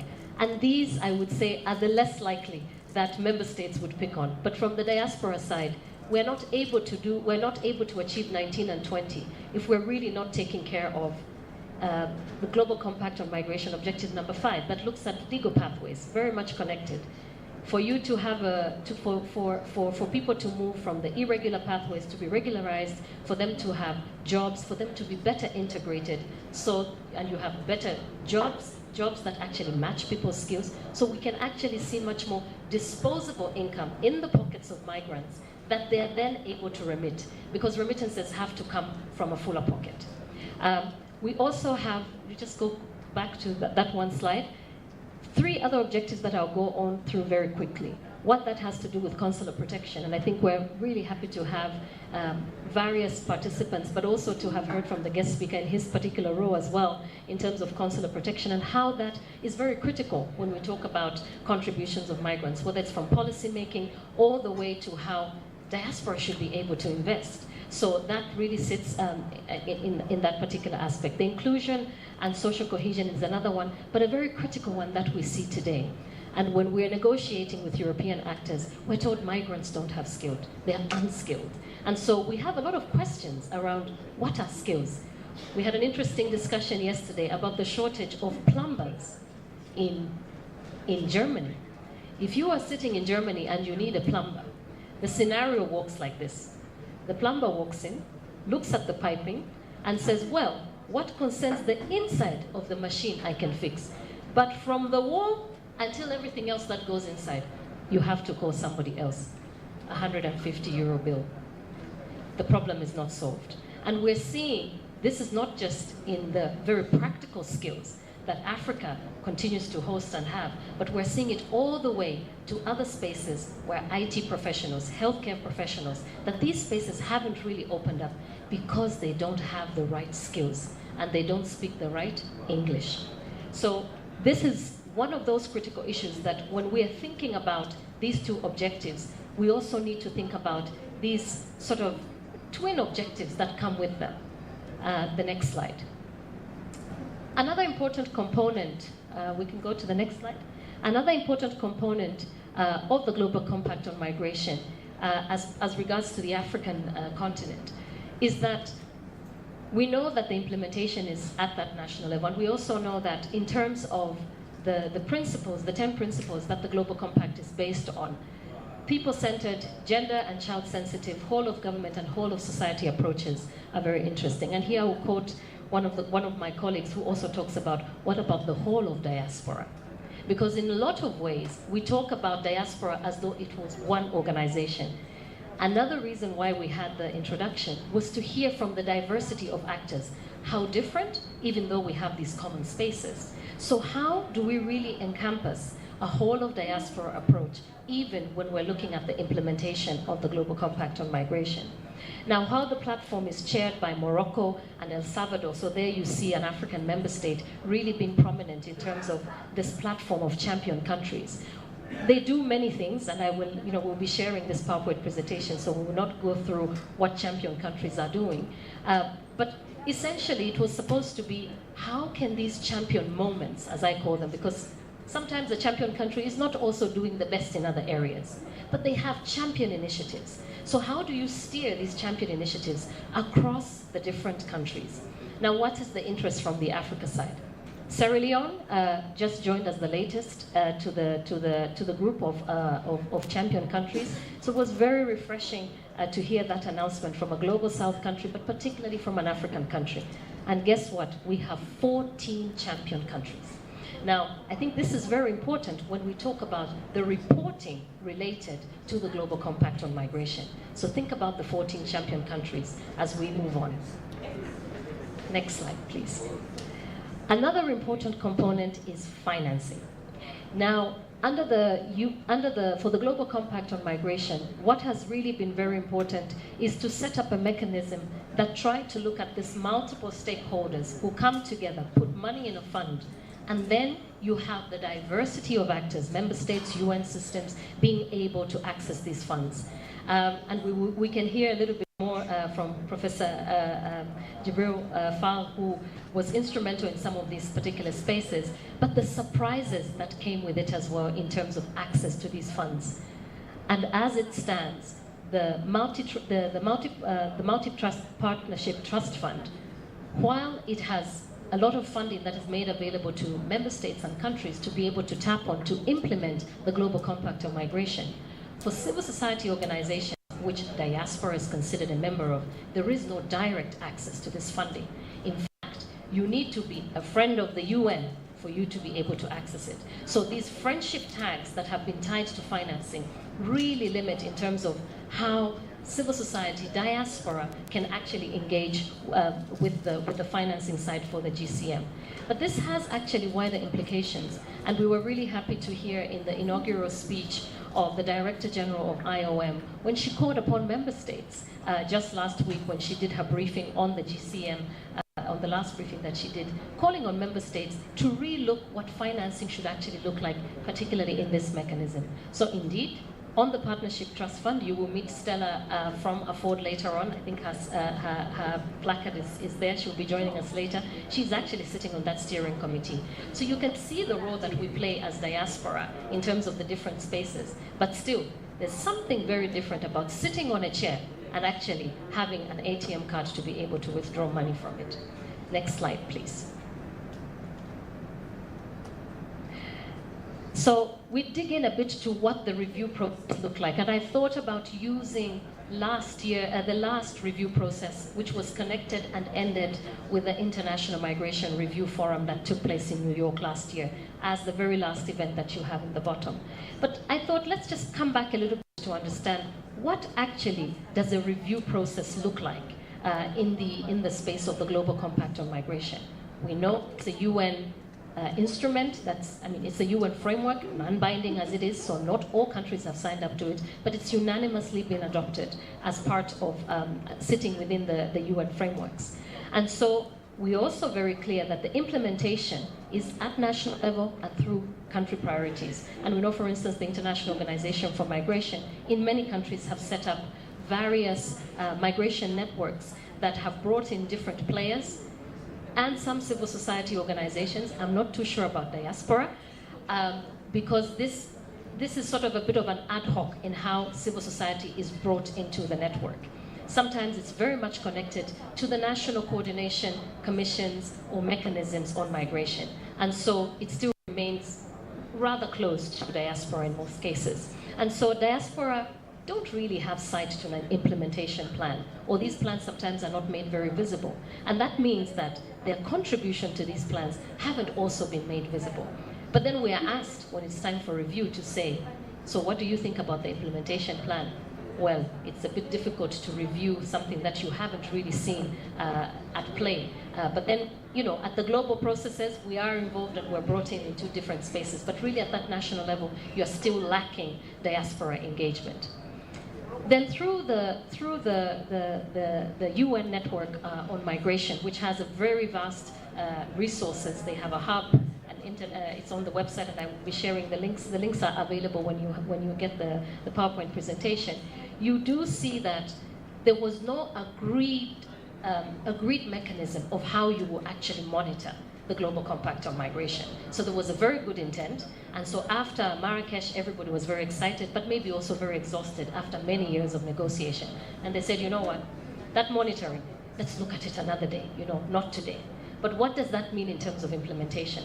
A lot of implementation plans have had to rely on sort of ad hoc basis. And what has happened then is that you have these so-called voluntary reports that are available online. Now, a quick look at that website, and I've just summarized that. You've got over 80 reports that are available on there. You've got reports a lot from regional consultative processes, and I've listed them on the other side because I wanted us to see, when we looked at this list, we have a lot of Africa references. But I wonder, just by looking into the room, and if you can raise your tag up, to see if any of us in this room have participated in contributing to any of these voluntary reports that came either from regional organizations or that indeed came from around 65 countries as I counted, from across the world, but 17, and thanks to Brew for that additional information, from African countries. So maybe just by raising your tag, and we will come back to that in a bit, it would be good to see who actually was involved in any of the voluntary reports that are sitting. Okay, we have one hand. And two. And probably, even if we open this meeting to a hybrid meeting, we wouldn't have so many more hands. So that also tells us something about the nature in which these voluntary reports are very much state-led. And sometimes partners are involved. Partners are called on because partners need to have visibility into these programs. So it's sometimes, very often, clearly you can see the International Organization for Migration. You can see GIZ in the room. I'm picking on names of our partners here in this room because of the nature in which they've been supporting some of these processes. But actually, you hardly see mentions of diaspora organizations, let alone civil society organizations or migrant groups. So it tells us a lot about what is then the legitimacy in terms of some of these priority areas. Remember, we talked about these very critical objectives: diaspora contribution. We're talking about remittances. We're talking about legal pathways and many other things that affect diaspora.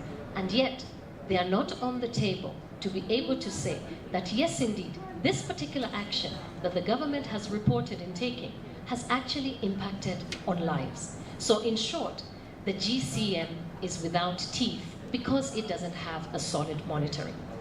And so it still gives us an opportunity, and that's what we're here for in the next couple of days, to really think about, when you look at these consultative processes, and when you think about the people on your WhatsApp and in your emailing list, to what extent can you get much more vocal in trying to find out what the next processes would be? But we'll see how that process works in a minute. And we also know, by the way, that regional organizations, IGAD, ECOWAS, and SADC as well, have actually provided voluntary reports, and these are available for you to be able to see on the website.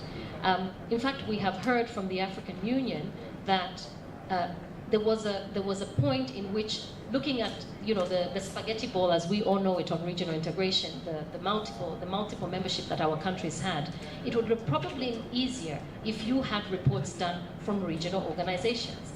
But unfortunately, these reports actually never made it through. And so it was difficult to come up with a sort of Africa report. And so I think it gives us, again, another opportunity through the regional organizations to understand. But all that process, by the way, ended up with what they call, firstly, with the United Nations Secretary General's second report on the IMRF, which was made public. And that formed the basis in which then a progress declaration could be made. Now, the progress declaration was a very elaborate process, going through different sessions and involving a few of us. Again, as I would call it, those of us who were privileged to be part of these processes. So not so open, even though we were doing a lot of this during COVID when we had hybrid. So you had roundtables where discussions were being made, but in terms of actually going into the fine print and impacting the draft that comes out in terms of saying, this is the progress that we see, very limited came out. But at the same time, we have put it and said that the IMRF, or rather the International Migration Review Forum, was a real opportunity for us to come together, and this happened in New York, and really talk about the differences between civil society organizations sitting in a room, basically speaking to each other as the converted, and member states, a few scattered around the room, having been able to react, but really separated and also physically separated from engagement with member states on the progress that is related to the #1 compact that we have that measures where different countries are on migration. So it really tells us that there's still work that had to be done. Next page, please. And so in terms of thinking about the work, just one down, one back. In terms of thinking about that, one of the critical things that came out of the Progress Declaration is paragraph 70 of the IMRF, and I encourage you to have a look at that. And paragraph 70 gives us two basic things. The first thing it tells us is that we need a standard. We need a gold standard, which is a limited set of indicators to which different countries can then use this indicator framework in terms of coming up with the different reports. And at the same time, it also talks about how do we make sure that you've got comprehensive strategy for disaggregated migration data that not just looks at that global level, but goes all the way to the subnational level. And this is particularly important when we think about the role of subnational actors in migration. We saw it during COVID, people are locked up in communities. We saw it during COVID, what the role of the municipality and some of them really being stuck with what to do with communities. And so that, the role of the cities have actually been enlightened even through COVID. But at the same time, the member states were also very clear. First of all, it should be a limited set. And the second thing they had said is that they wanted to be involved throughout the process so that they can be checking. But at the same time that we should open up this particular space. Now, who is we? The UN network has a work stream on indicators, and the work stream on indicators was supposed to go into, from scratch, from a blank page, but with the SDG framework and other migration frameworks in the back of our minds, really putting together an indicators framework, not to make a copy-paste of the SDG framework, because we know the issues that are there, but really to think about how do we monitor progress across the 23 objectives of the Global Compact on Migration. And so we can go to the next slide. This responsibility given to the UN Network on Migration, whose members include, so I'm also sitting on this particular work stream, and just to say that all these other agencies that are there, all of us who are sitting here, are really sitting as volunteers on this. Diaspora organizations are sitting as volunteers. UN agencies have a mandate which is a little bit taught differently. So if somebody asks me, what's the role that we have had on indicators? It's really trying to bridge in the different interests that would come. And every time we have had consultations, what we have done from the Global Research Forum on Diaspora and Transnationalism is to make sure that some of the diaspora, most of the diaspora organizations, because all of consultation is virtual, are firstly present. But you know what we are also very fanatic about is member states being in the room, particularly African member states being in the room when the different drafts and proposals have been prepared. But one would ask, where did it start? So there have been a lot of different steps, and the reason why I outline it is because I think it's very important when we go back into our different workspaces to understand what the process has been and understand that we have a role to play in terms of influencing what the indicators framework will look like if we want to see real progress. There was a questionnaire that went out. There was some mapping of indicator frameworks. Where shall we look into indicator frameworks? But the member states were clear. They wanted to make sure that the key frameworks we were picking from were the SDG framework, but also those frameworks that have been intergovernmentally agreed. So this also left out diaspora, civil society, whatever kind of perception surveys that we are doing, and interesting work that researchers, as I have heard in the room, do. That doesn't really count when we're talking about this. But it doesn't mean that we don't have space for us to participate. But what it also did is that it put in the hands of the UN network the mandate to have a proposal that would go on to the hands of the member states for them to be able to endorse this, and the process continues to happen. In fact, this week in New York, the proposal, which has been refined through several iterations, is now going to sit with the permanent missions that are sitting in New York. And again, it would be interesting to hear if anybody knows that this process is happening, just by a raise of the hand. Okay, nobody. And the only reason why I know that is that because I sit on the work stream. So it tells you a lot about how much information goes out, firstly, from the network itself, and secondly, from the member states themselves to its partners. Because what is essentially supposed to happen is that member states should have a vested interest in understanding what has been the background, but member states should also have an interest in understanding to what extent have civil society and diaspora been engaged into this particular process, and to what extent can we see some of what is reflected in their important work that they do in terms of progress. So we have another challenge there. We can go to the next. But this is just to say that there's still an opportunity for us to engage. This is a summary sheet that just really talks a bit about the summary of all the different mappings that have happened. There was also a Global Compact on Migration talk on indicators framework, very specific, and that came up with some very profound summaries. What I think is very critical is that the member states were clear. They want an indicator for each and every one of the 23 GCM objectives. And this is important. Why is this important? For Global South countries, we have seen that the negotiation of the GCM was really a negotiation. Some of the words and terminologies that have been used, we also see certain countries being very keen on dignified returns and reintegration as a focus, and shy away from talking about legal pathways. And this applies to both countries here on the African continent, but as well as some of what we're calling our partner countries, which still continue to close doors for migrants that would have access to improving their livelihoods, on the pretension of brain drain and all these other reasons that we bring out, which are not really backed by a lot of evidence and research. And so, maybe next slide. Let's talk a little bit about what we see for the future, because we are at this point.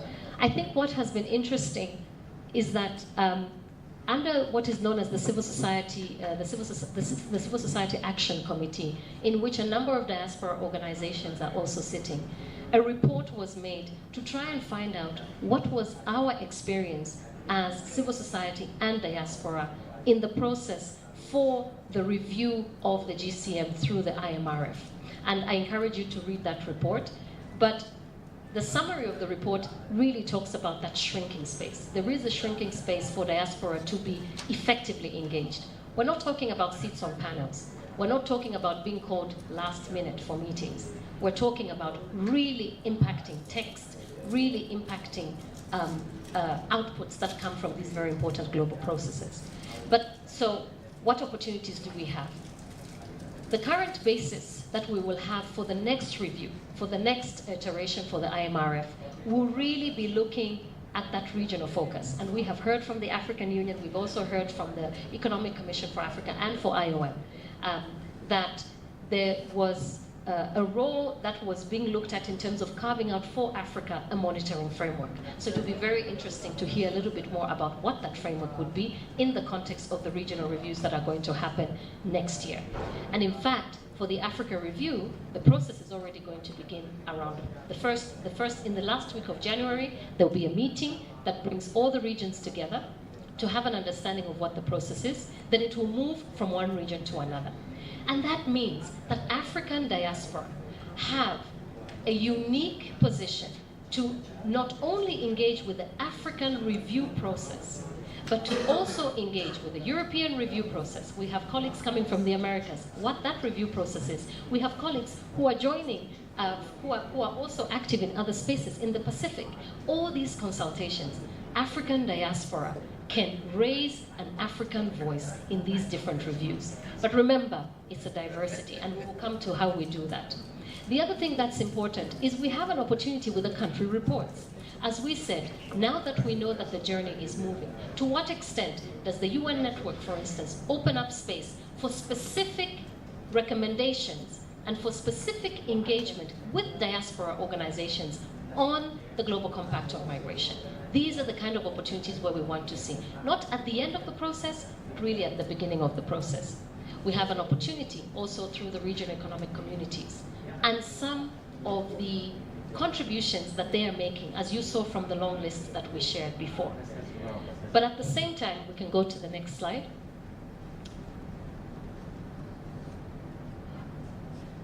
The question somebody may ask, well, you know, we work on social impact on the African continent. What's really the big connection with this? Well, we are really set. We know who we have to work with. We're working on diaspora investment. So why is this important? Diaspora know exactly what they need to do. Or indeed, we're working on research.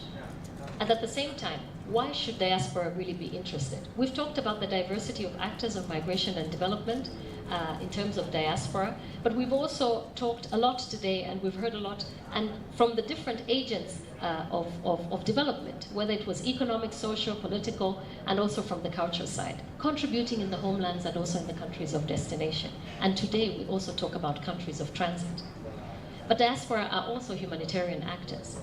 And at the same time, we know that this Global Compact on Migration, which is a very important instrument, really tries to bring all the responsibility for global North countries to look again at what global South countries want to see in terms of their agenda on migration and development. And we also know that the Global Compact on Migration has really spoken that diaspora language. You know, we've understood all this different lingo, but how do we see that happening in terms of implementation? So indeed, diaspora have to be interested in a framework like that. But on the other side, we're asking ourselves, how about African Union? How about the member states and the partners? How do you support us in this endeavor in terms of the Global Compact and our contribution? We need a space for diaspora. And the space we're talking about is in regional processes, in the regional reviews. We also understand that there are joint delegations, and we saw that at the IMRF. Some governments actually put civil society organizations, diaspora organizations, as part of their delegations to the IMRF. Can we explore these kind of opportunities when we're going for global processes? But at the same time, I think there are other spaces that also need to be opened up in terms of facilitating diaspora in different spaces as permanent secretaries of diaspora are traveling around. To what extent are you engaging your diaspora and relying on them in terms of helping build the capacity, particularly for those new units? But we're also talking about not just recognition, but engaging effectively, but we're talking about flexible pathways for financing and supporting the diversity of diaspora. And here, I thought about talking about the youth and women, but we have an agenda later on that will focus on that. But this is particularly for our partners in the room. A lot of diaspora organizations remain informal, particularly for the youth and women. To what extent are your organization opening pathways to support these organizations directly? Or are we still stuck in the model of using intermediaries that are then become the gatekeeper between us and the donors? And by gatekeeper, we're not just talking about them financing, but we're also talking about access to some of the policymakers that are very important when we're talking about migration and development. And that's why it's important to have these linkages directly to some of these groups. But at the same time, we would like to see this connection between, you know, diaspora dialogues to policy spaces and diversity.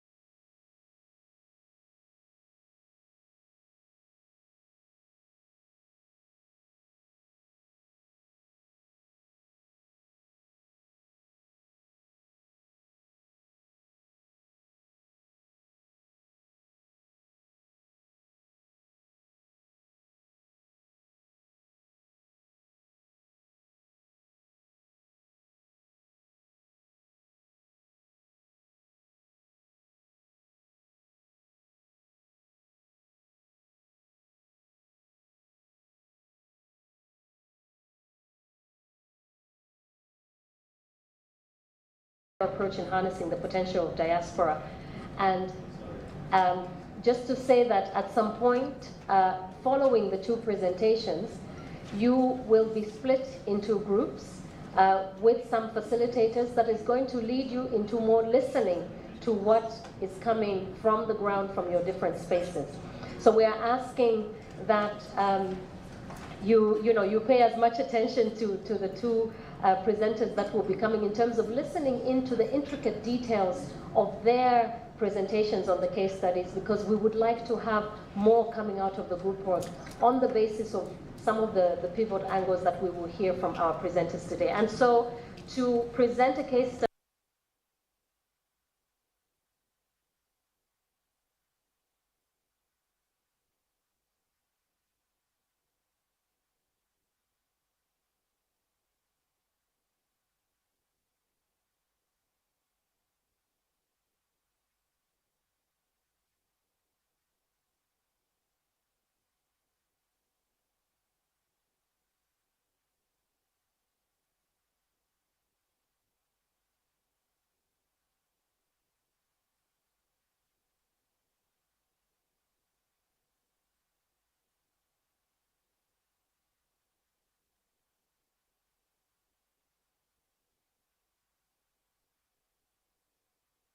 attached to it when we are talking about remittances and diaspora engagement, because of the technical expertise that he brings in understanding the United Nations, World Bank, as well as other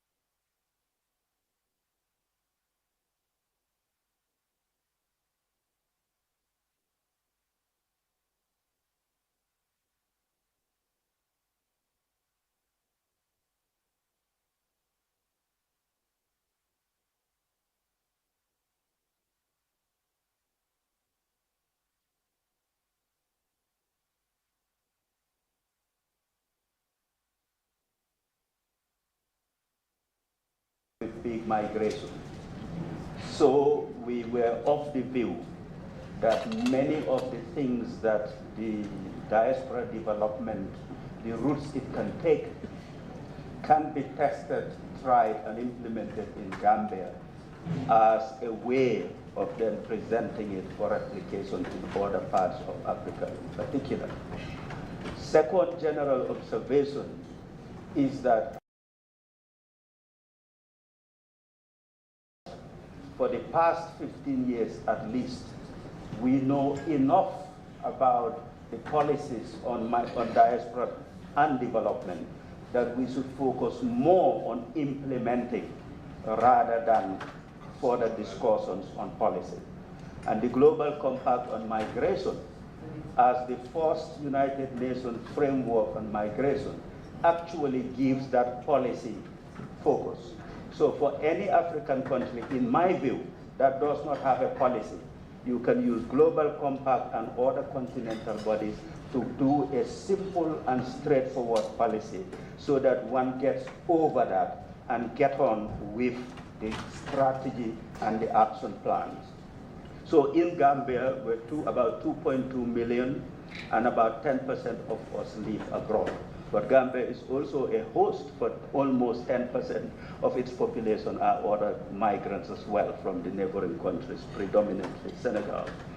And GK Partners, which is the second company I've run, my first company was in 1993 to 2004, called Integrated Management Associates.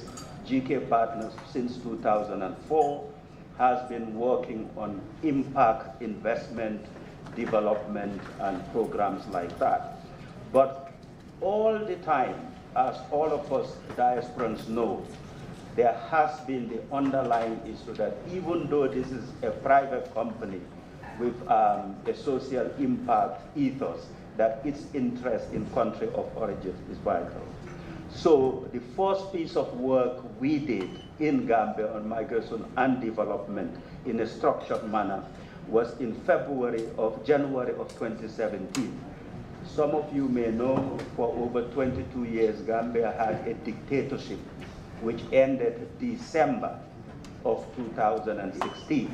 So by January of 2017, we were then coming with this structure for proactive development work rather than what we were doing before as Gambians, that is reactive to the dictatorship that we had.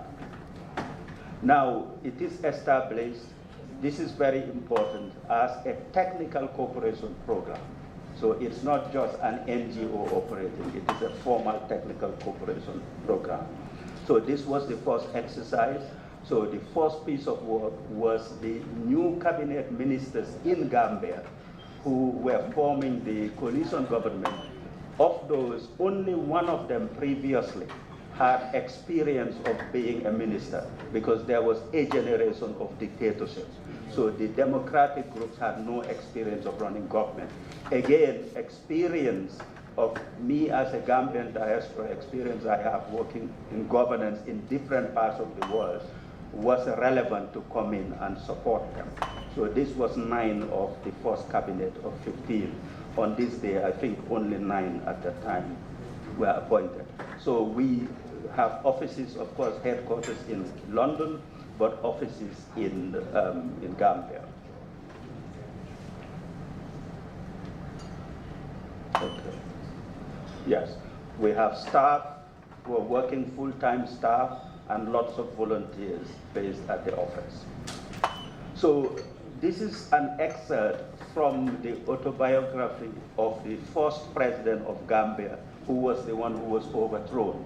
And in his memoirs, he wrote about what was happening in terms of diaspora action for the reactive work of trying to defeat the dictator. And some of the references he put in there are programs and activities that, as a diaspora running a company, my company was supporting at the time. So the references he made there, most of that my company paid for it, and of course a lot of technical support. The aim of the program, which is migration and sustainable development in the Gambia, the aim is to enhance and expand the role of the Gambian diaspora in national development as the 8th region of the country. So one of the first things we did, some of you who are familiar with AFFORD will recognize the words expand and enhance. So we stole it from AFFORD as a framework to support a country, but then particularly Gambia as the 8th region. So this is the framework that's been set. And since, of course, we started since 2017, so over the past several years, we've had lots of experience of trying and implementing things. So it started as a 7-month pilot project with a budget of just 28,000 euros. The operating budget as we speak now, that is up to about 3-4 months ago, was 4.5 million. And the experience and lessons learned in the Gambia are, in my view, suitable for feasible and viable scale-up and replication, especially in countries in Africa without diaspora strategies or diaspora development fund programs. And now this program is listed on the UN Migration Network. They have a repository of practice, so you can follow the link and you would see more details about it. We focused on 10 things we think are applicable. The things that we think haven't worked well or haven't matured, we've not included in this list. So these are the 10 from technical cooperation all the way to moving from mainstreaming diaspora to development to actually institutionalizing it.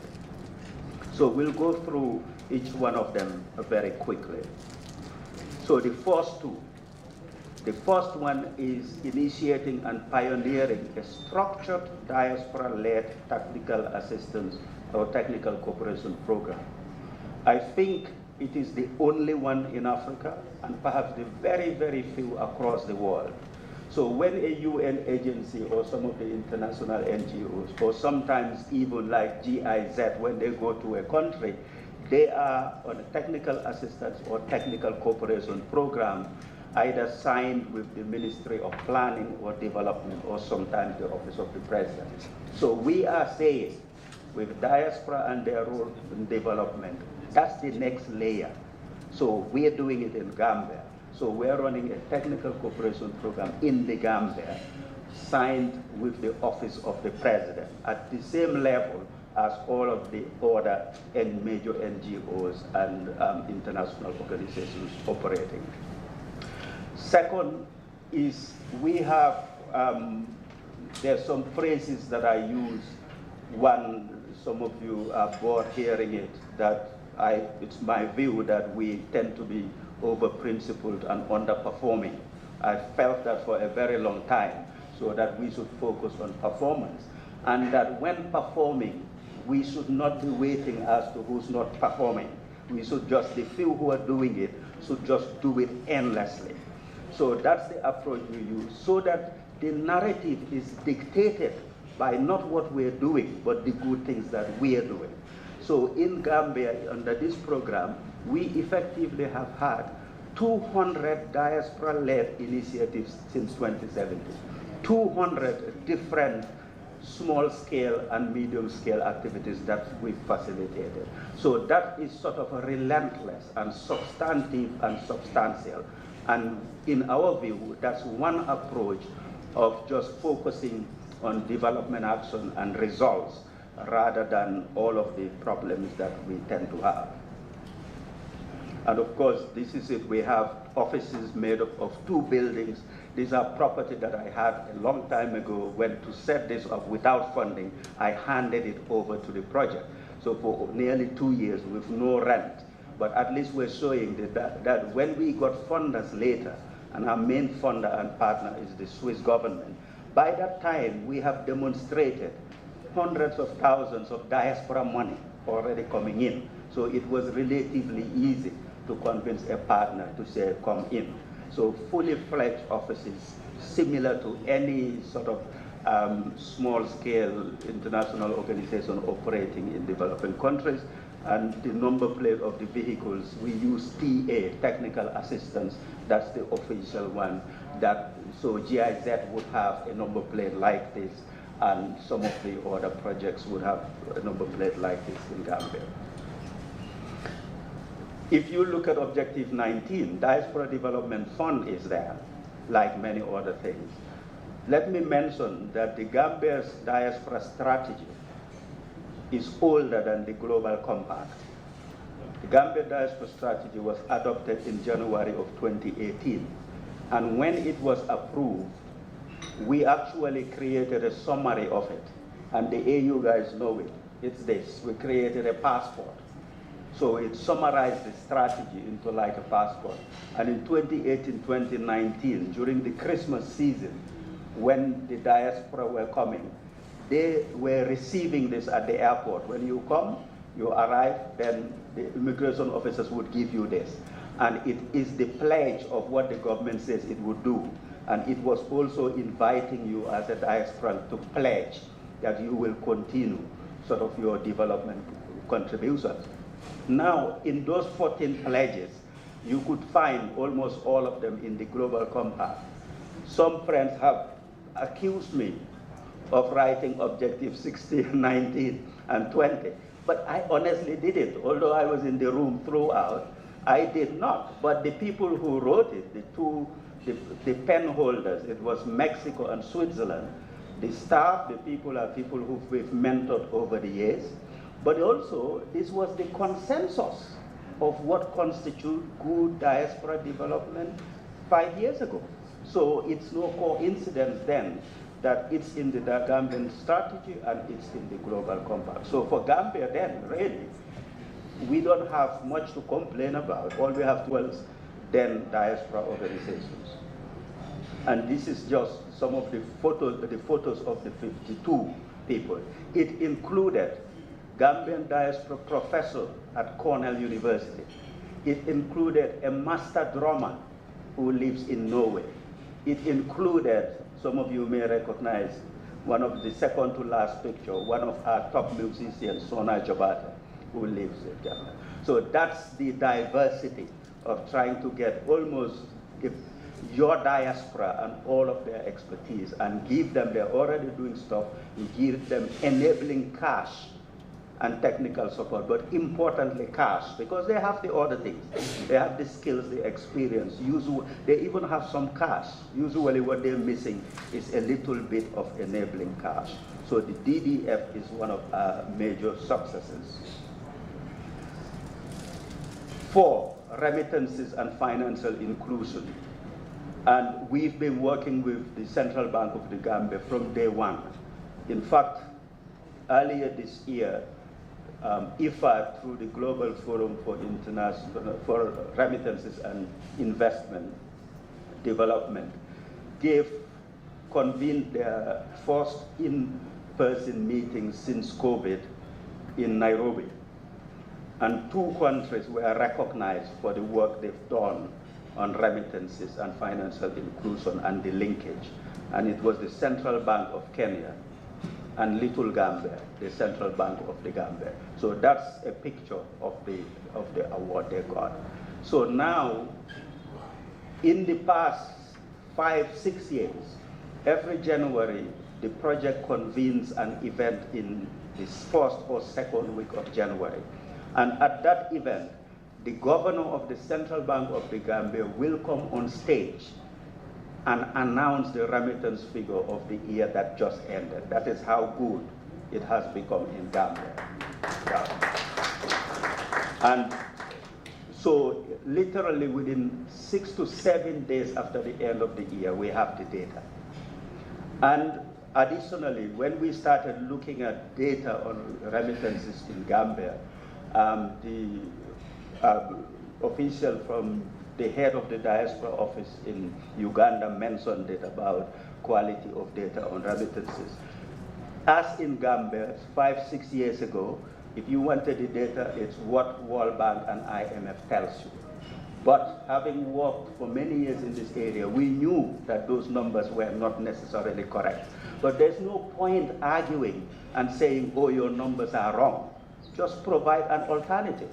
So we work with the Central Bank of the Gambia. Prior to 4 or 5 years ago, no one will reference Central Bank of the Gambia to get data on remittances in Gambia. Like many African countries now, most people will not reference the Central Bank. They will reference World Bank or someone else. In Gambia now, you can reference the Central Bank. But what we've done is we provide the data. What World Bank says, what Central Bank says. And guess what? World Bank every year is closing nearer to what Central Bank of the Gambia says. So, and for Gambia, remittances is particularly significant. And in this year, in January, we'll publish the first remittances and diaspora investment handbook in Gambia, which covers all of the themes around diaspora investment. But I just want to show you another slide, because Gambia now, through working with the Central Bank, is one of the very few countries in the world that have done a methodical and scientific estimate of informal remittances. So we hear a lot about formal remittances, but now here's an estimate of informal remittances. So in 2022, formal remittances in Gambia was $712 million. That's a lot of money for Gambia. And we estimated that informal was 174, lower than what would have thought. And partly is because what happened during COVID. But the reason I'm showing it is just that to say now there's methodology that other countries can use on how to estimate scientifically informal remittances. Next to other achievement areas which we think innovations that are impactful and can be replicated is in the 57 projects I mentioned, predominantly are rural. So there's a lot of concern, a lot of worries in rural areas. So we sort of nudged the whole project and activities towards rural intervention. So many of we have clinics, maternity health centers being run, science lab being created, youth and agriculture, rice growing, many things being done in the rural area, partly also to limit the rural-urban drift, the internal migration from the rural areas to the urban area. The sixth area is the annual State in the Nation Forum, which is the day for Gambia. That's when the diaspora and the institutions of the country come together. So it is the biggest policy forum in Gambia, irrespective of any theme. And it's January, it's the first or second Saturday in January, because the diaspora are still in town.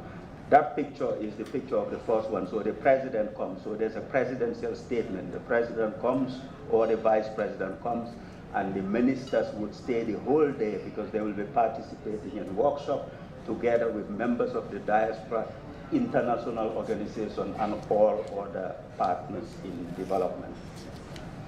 The last one we held was held at our new International Conference Center, and I had, for this project, I had budget to do 3 of these events. And because the numbers have increased so much, in fact, we've spent the entire budget on 2 events. So anybody who has 20,000 euros, I'm begging for money. Between now and Christmas, please. Yeah. So last year, there were 550 people. So that's the biggest policy forum from all walks of life. And we bring younger people, we bring people, students from the university as well. And the ministers, as I said, permanent secretaries, everywhere would participate in those workshops. And it is a serious discussions are held, open and frank and professional. So it's a good day out, but the truth is told. Arguments are hard, but all in a managed and disciplined manner. Point number 7 and 8 I put together. So the National Assembly TV. So right now, the National Assembly of the Gambia has an online television. So every parliamentary proceeding in the main chamber or any of the rooms are televised through remote cameras run from a studio, which we set up for the National Assembly and handed it over. And why would a diaspora project do this? Is, as we've heard this morning, that the diaspora are not fully engaged in the policy processes. So we facilitate members of the diaspora to give evidence to the National Assembly and online. And we also have another facility within this television. Everything is archived, so everything is recorded and archived and stored. But we also have a facility for remote participation. So members of the National Assembly who may be sitting in their constituency, who should be able to connect in and go through the verifications and then participate in the debate. And again, why did we push for this? Because we are hoping that in 3-4 years' time, when we have our next parliamentary election, we are hoping that we will have diaspora members of parliament, and they will be based abroad, and they should be able to participate in parliamentary proceedings. So that was also one of the motivations. Yeah. We set up, we are friends of the University of the Gambia. And we've been saying, and every university, state university, complains about lack of money. So we were trying to encourage the government to help the university have an endowment fund, but it takes too long. So we didn't wait. So we found money and gave it to the Students' Union to set up an endowment fund. And that has been so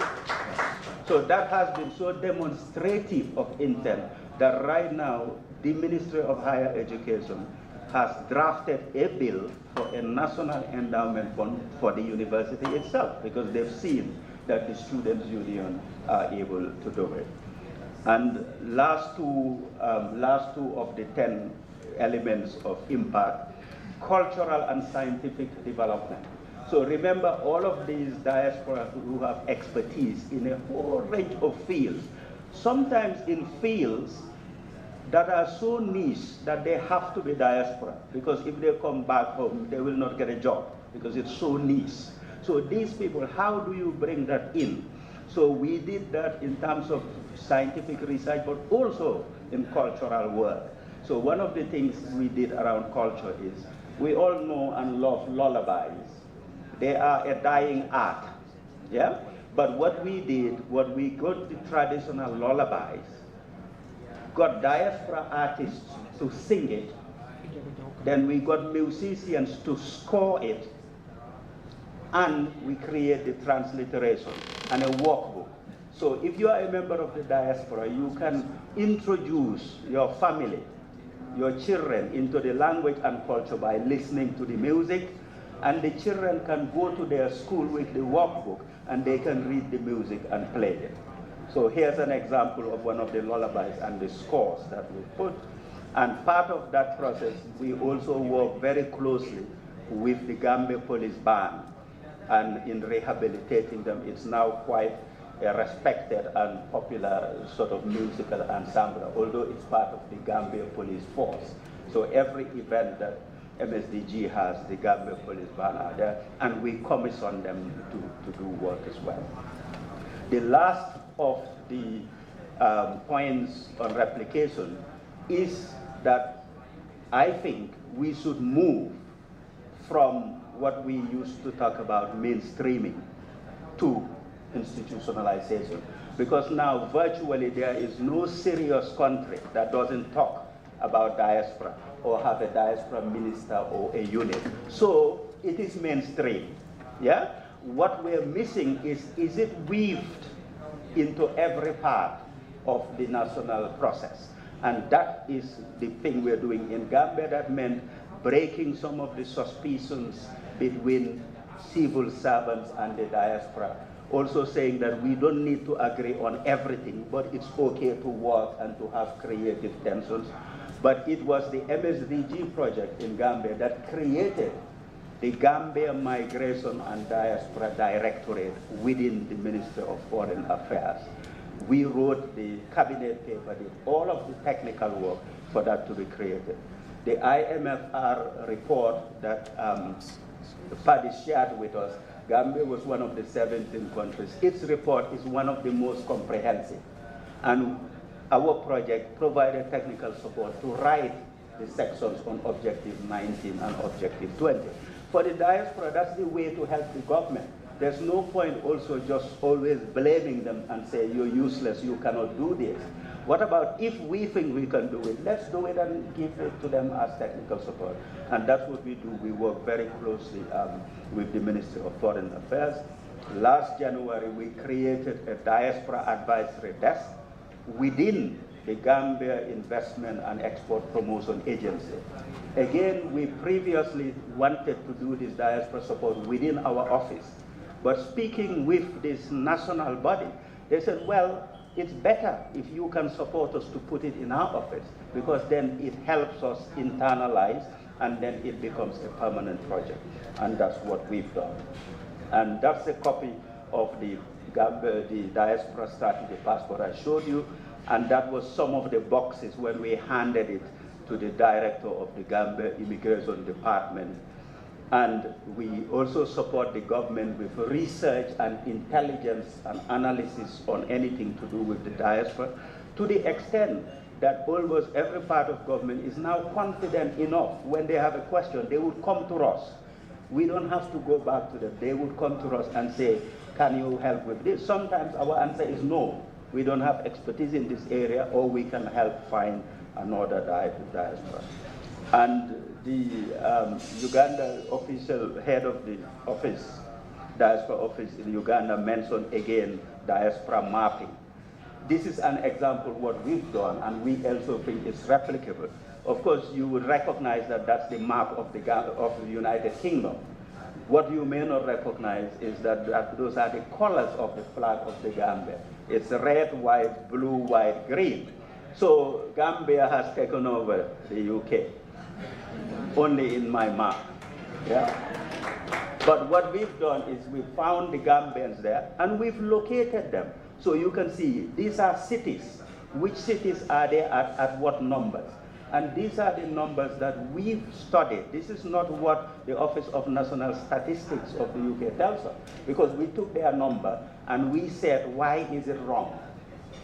And we developed methodology and we filled it up of what we think is an assessment. So at the time we did this, the National Office of National Statistics was saying that there were 20,000 Gambians in the UK. Our study showed that first generation Gambia-born Gambians was 36,000, and second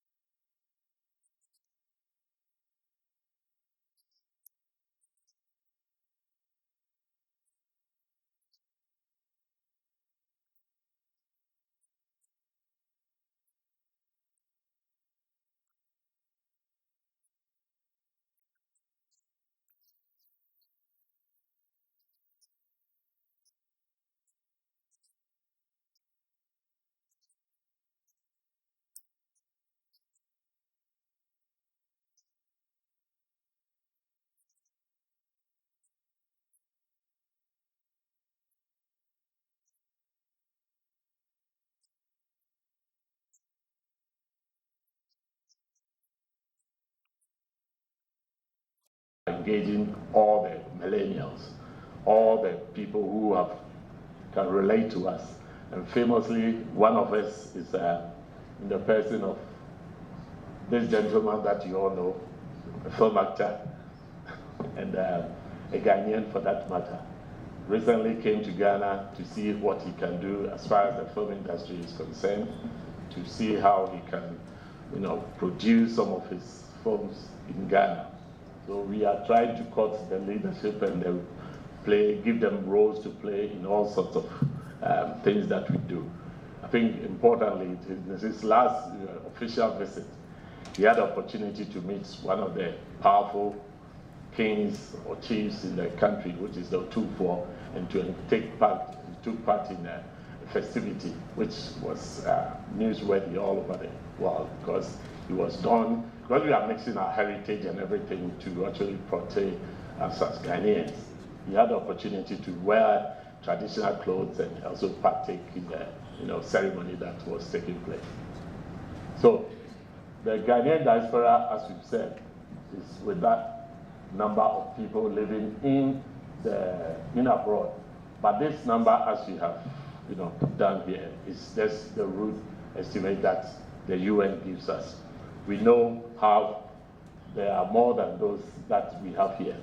I think it's also important to share that very often when we talk about Ghanaians in the diaspora, the immediate thing that comes into mind for everyone is how many of us are living in the West, in the developed countries.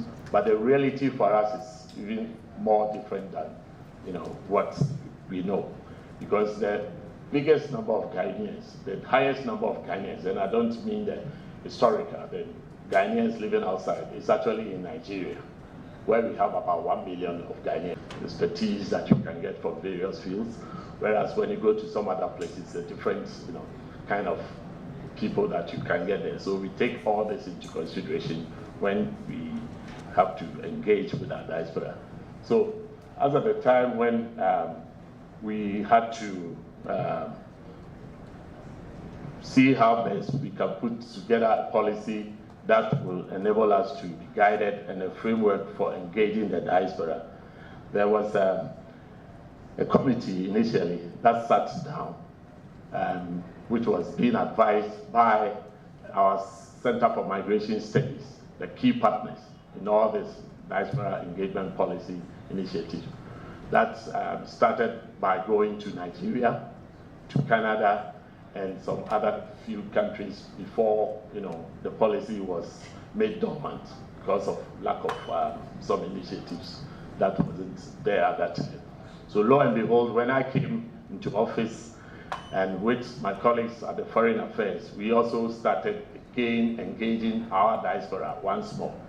And by so doing, we visited so many other countries. We visited Germany, we visited UK, we visited some other countries that were not visited, where we knew there were also a lot of Ghanaians, and the US as well.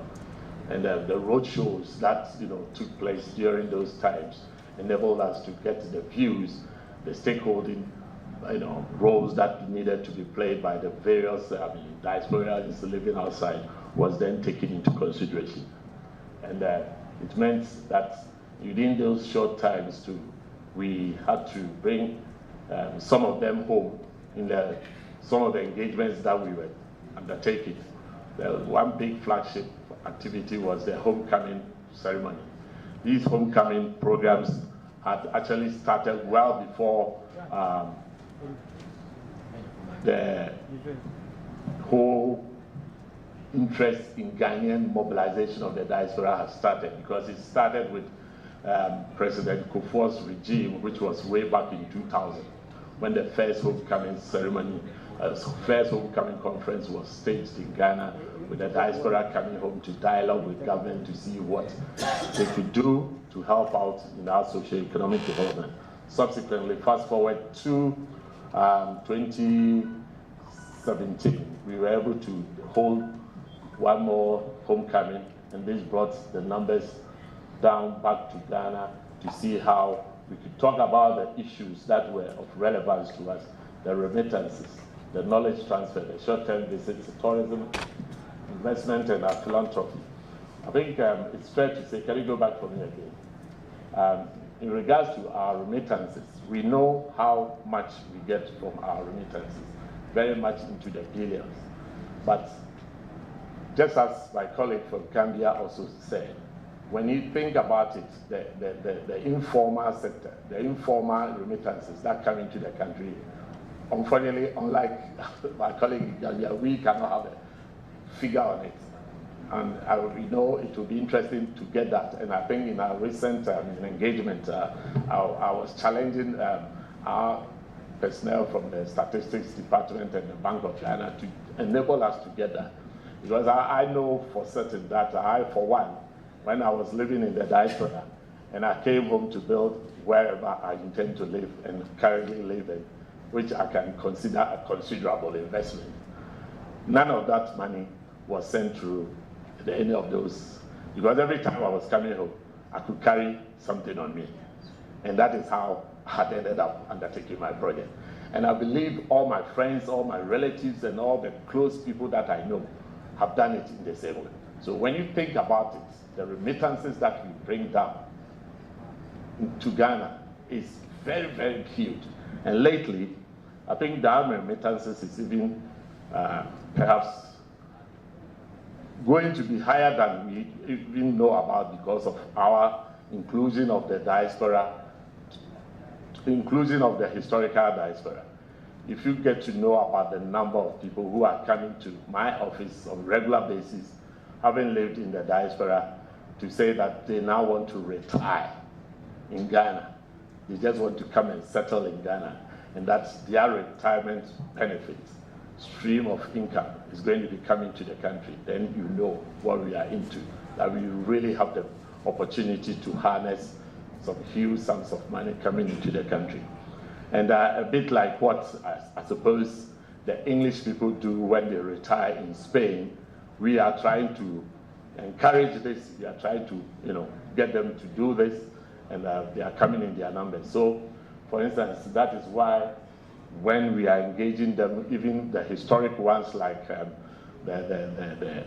those who are past some ages, like the 100-year-old lady who came to Ghana, the Tulsa, Oklahoma massacre survivors, the two of them, a man and the sister, who were well past 100, and who survived the Tulsa, Oklahoma massacre, came to Ghana for that symbolic return, and we were quite happy. And side by side with that, with this idea of encouraging them to come, we are also giving them what we call the right to return by giving them a citizenship. That you may have heard Ghana has been giving citizenship to the historical diaspora in numbers. For instance, in the last year before the last government went out of government, they gave about 34, symbolic citizenship to people to who had come. We had followed it up with 126 the previous, the year after that, and then we had also followed it up with 139. That is basically saying that for those who are interested in becoming citizens of our country, and most importantly, giving them the opportunity to, meet their requirement of migrating back to Ghana. We want them to have the opportunity to be able to, have the same equal rights just like every other Ghanaian. And that is why we've been doing that. And you may have heard that, Steve Wonder is planning to retire to Ghana, and that we are looking forward to it. In fact, his name is among the list of people who have been considered for citizenship. It is only a matter of time that he should pick it up. The last time he was unable to come because of some medical reasons, but we know for certain that this is where. And that symbolic gesture is basically to enable others to also follow suit and come in and meet whatever we want them to do. We are by that initiative, we are not just trying to get a remittances that we think is useful for us, but we are also meeting a requirement that is basically soul searching for those who are looking to do that return, and we want to give them the opportunity to do that, to reconcile with Africa, to reconcile with Ghana. And that is why we followed it up with all these last month's reparations conference in Ghana to also, make sure that it's not just something that is a one-off thing that we have done, but as a policy, everything is linked to make sure that we caught their interest in coming back to and engaging them in Ghana. There are other approaches that we are taking to to engage our diaspora. One of which is the Emancipation Day celebrations that we are also very well known for, and the Panafest. The Panafest is a big and a binary event that happens every now and then that brings in a whole lot of people coming to Ghana on a crusade to see the motherland, to dialogue, to see what we need to do to enable them to be part and parcel of us. I think I want to go back to, if you don't mind, to the institutional framework for engagement and say a little bit about these historical developments. I think, as you can see, in 2014, we took a very major critical step to establish the Diaspora Affairs Bureau. But before that, we had started with the Diaspora unit in 2012. But even before these two major initiatives, in 2000, we actually created a ministry. That was the Ministry of Tourism and Diaspora Relations, which was headed by a famous Ghanaian, Jake Obechebi-Lamte, son.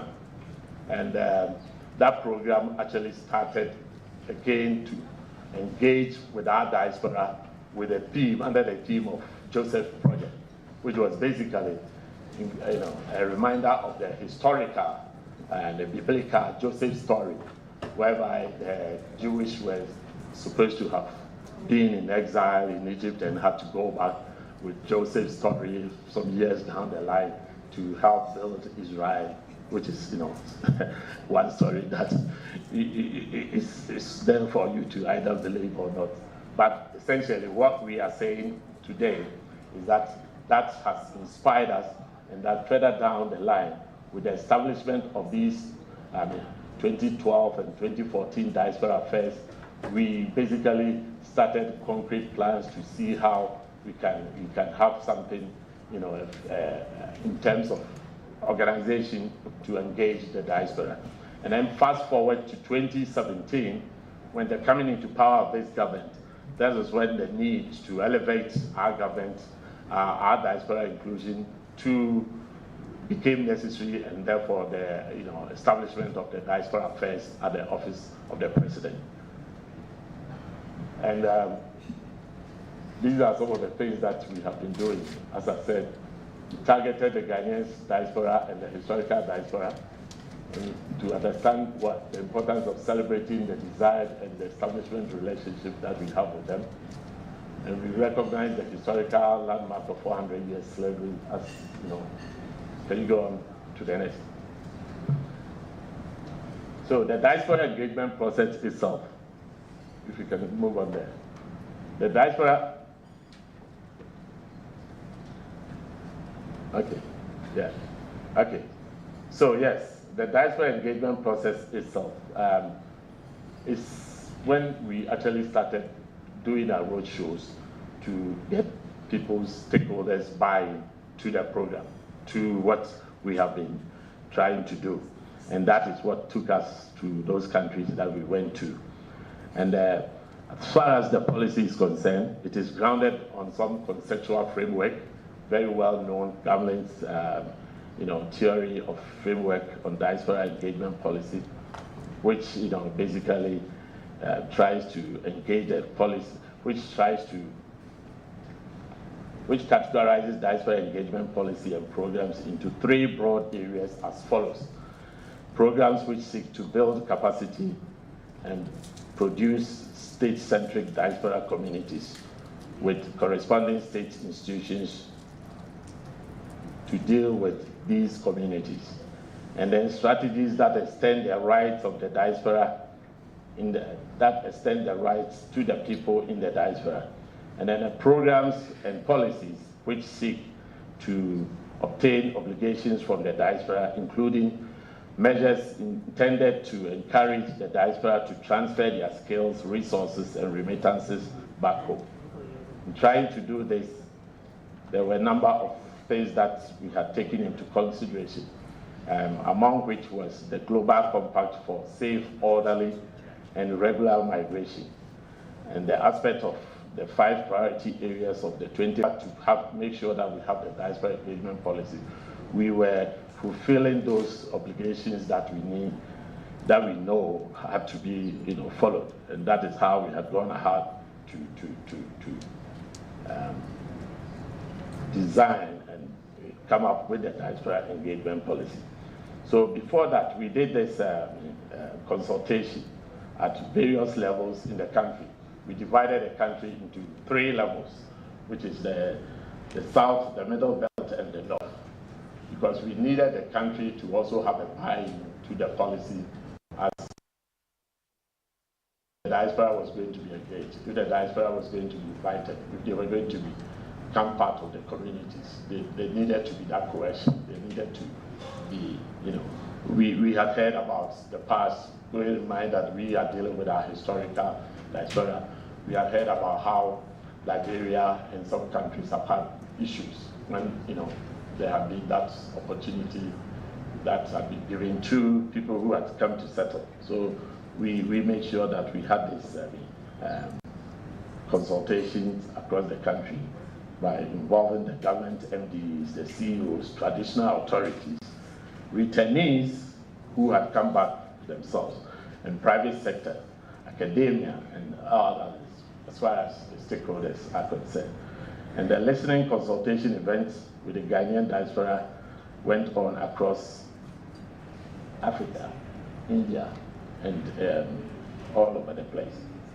There were some policy issues that we have to look at. If you can highlight those for me.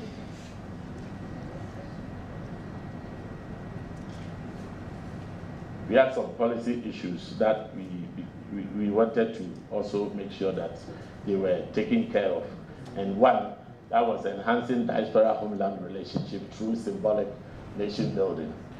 By this is how our PAN-affairs and other things were becoming necessary in the course of trying to make sure that our independence anniversary, etc., were giving the opportunities for the diasporans to also organize themselves on all those occasions and to participate. I think it's important that every year when we do our diaspora, independence anniversary, we either have sections of the community marching to be recognized by everyone as being, major stakeholders in the country. In 2017, at our independence anniversary celebration in Tamale, we got the diaspora to also march alongside all others to the applause of everyone that yes, they were also part and parcel of what we are doing. And then we also have, as a policy issue, a program for institutional capacity building. And this is what referred to in respect of the offices that have been created and how we are constantly trying to see how best we can do it. I think our policy goes on to see how we can really align it with other policy areas of the country and how we have to prescribe an institution that would need to be in charge of making sure the coordination work can all happen in the country.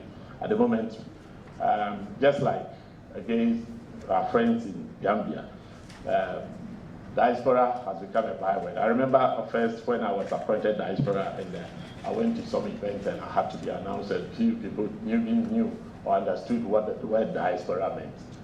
And now, I'm happy to say, all over the country, all institutions are embracing the diaspora concept and are making sure that they have officers and men to also, be representatives or be the focal points for engagement. So, for that matter, all the banks in the country have got diaspora decks. All the embassies and high commissions in the country have got people that are, in the country as representatives of the diaspora. And the traditional areas, the authorities, the chiefs, and the people are all appointing people to liaise with the diaspora for diaspora engagement. So, in some measure, this is quite, something that we are happy with, and we think, is helping in the mobilization. And then we also have another key aspect of our, diaspora engagement, which is our tourism return, diaspora tourism and cultural heritage. We are making sure that we have a lot of tourism activities that are centered around, portraying or giving our heritage back to those who want to relate to it, to enable them to identify with the country. And therefore, so many of the initiatives that have happened across the country.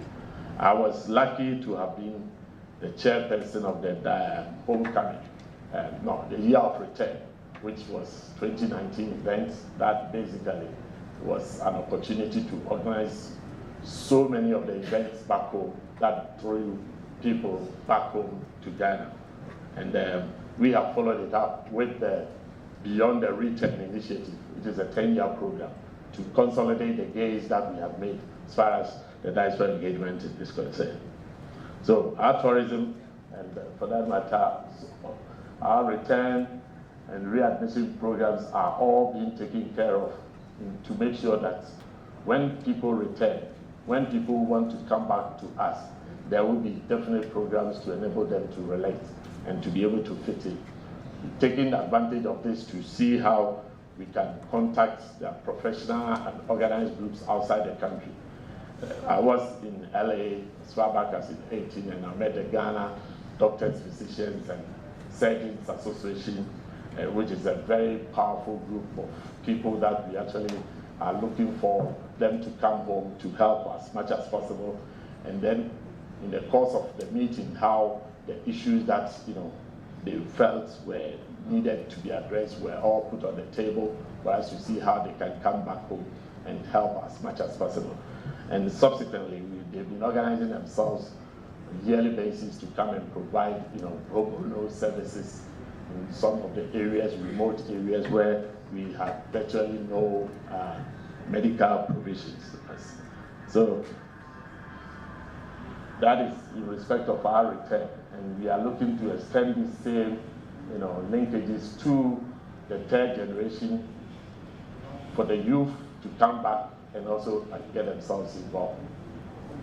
On our data research and information, we are working with another government institution, which is the National Identity Authority, which is the mandated government organizations for data collection to register all Ghanaians outside Ghana through collaborative work with the Foreign Affairs.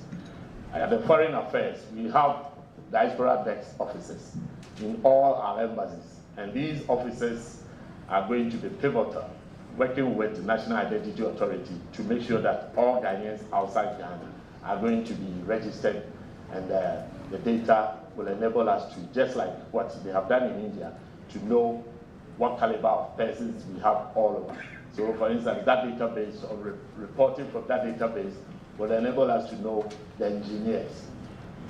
If there should be earthquake in Ghana, well, who should we call on? Who has got this expertise? In terms of food, FAO, working with FAO and etc., who do we have to call on? All the expertise that we believe are outside of Ghana would be registered by through this initiative, and we'll be able to work with it. You may be wondering, how does that deal with your diaspora from the historical? I'm afraid that does not, because it is only the Ghanaians who are, outside Ghana who are going to be given that opportunity to register. But that does not mean that if the diasporian, if the historical African American or whoever comes to Ghana and wants to register with our Ghana card, he also has the equal chance of registering with the National Identity Authority for the data to be captured, initially to be recorded as a foreigner, but subsequently when the citizenship, has gone through, to be, given that citizenship of Ghana. So these are some of the things that we are doing. And most importantly, we are looking at within the bigger framework of what other policies that exist, as I've said. There is the Ghana migration policy, which suggests an organization that needs to be in place that we know has to oversee all the migration-related issues. So the diaspora engagement policy is looking to see how it can be anchored on that organization to enable a whole diaspora management to be done rather effectively and sustainably, so that going forward long term, there would still be that structure in place to deal with all matters of diaspora engagement and diaspora management. Yeah, I think that is about it. The lessons learned, apart from everything, we realized that in the course of trying to do this, the importance of consultation from all relevant stakeholders was very, very necessary and very, very important. And I think the review that we had before, priorities and diverse interests, as are alluded to from the beginning, that the diaspora in the US, the diaspora in Germany, the diaspora in Sierra Leone do not have the same sort of priorities that we needed to take into consideration to cater for these when the whole engagement process is in place. And then, of course, there is the need to have flexibility to accommodate changes in political control and a change of government. I've been in government for quite some time now, and I know what even a reshuffle can do to a policy. You do a reshuffle without necessarily changing government, and the whole government policy, goes through turbulence and can lose focus. So we know what there is to do, that we need to. At times when I realize that I've basically had to operate on a virtually no budget, just depending so much on the benevolence of GIZ, IOM, and some few organizations who are constantly, coming to our aid to help us to do so many of the things. You would be amazed to know that, for instance, when we did the homecoming, first homecoming, we basically had no input from our government. We had to go to all the private sectors, the banks, the institutions, to ask for money to do it. And it's sad that we should be in those positions, and therefore we recognize that the need for funding is going to be very important to go forward in any serious engagement. And I believe our governments are trying as much as possible, and that sooner or later they would be looking to see how they can support this initiative. Because I've had to constantly draw attention to the fact that if you think about it, that remittances bring so much to the country. If you think about it, that we invest in agriculture, we invest in mining, we invest in other areas of industry, and the returns on some of these industries do not match what we get from our diaspora, then you begin to see the diaspora as a serious asset that needs that investment to even enable us to get better rewards and better returns. Thank you for this opportunity.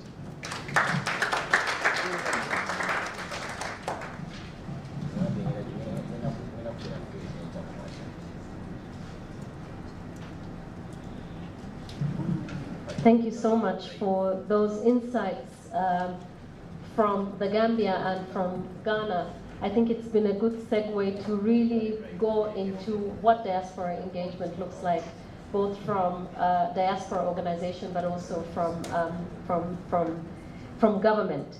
And now it's a moment. I know we are all waiting for lunch. I'm looking at, I live in Germany, so I'm 2 hours behind. So maybe I'm not hungry yet. So those coming from the northern part of Africa and the southern have already reached their lunchtime. But we just wanted to bear a time because the issues are still fresh on your mind.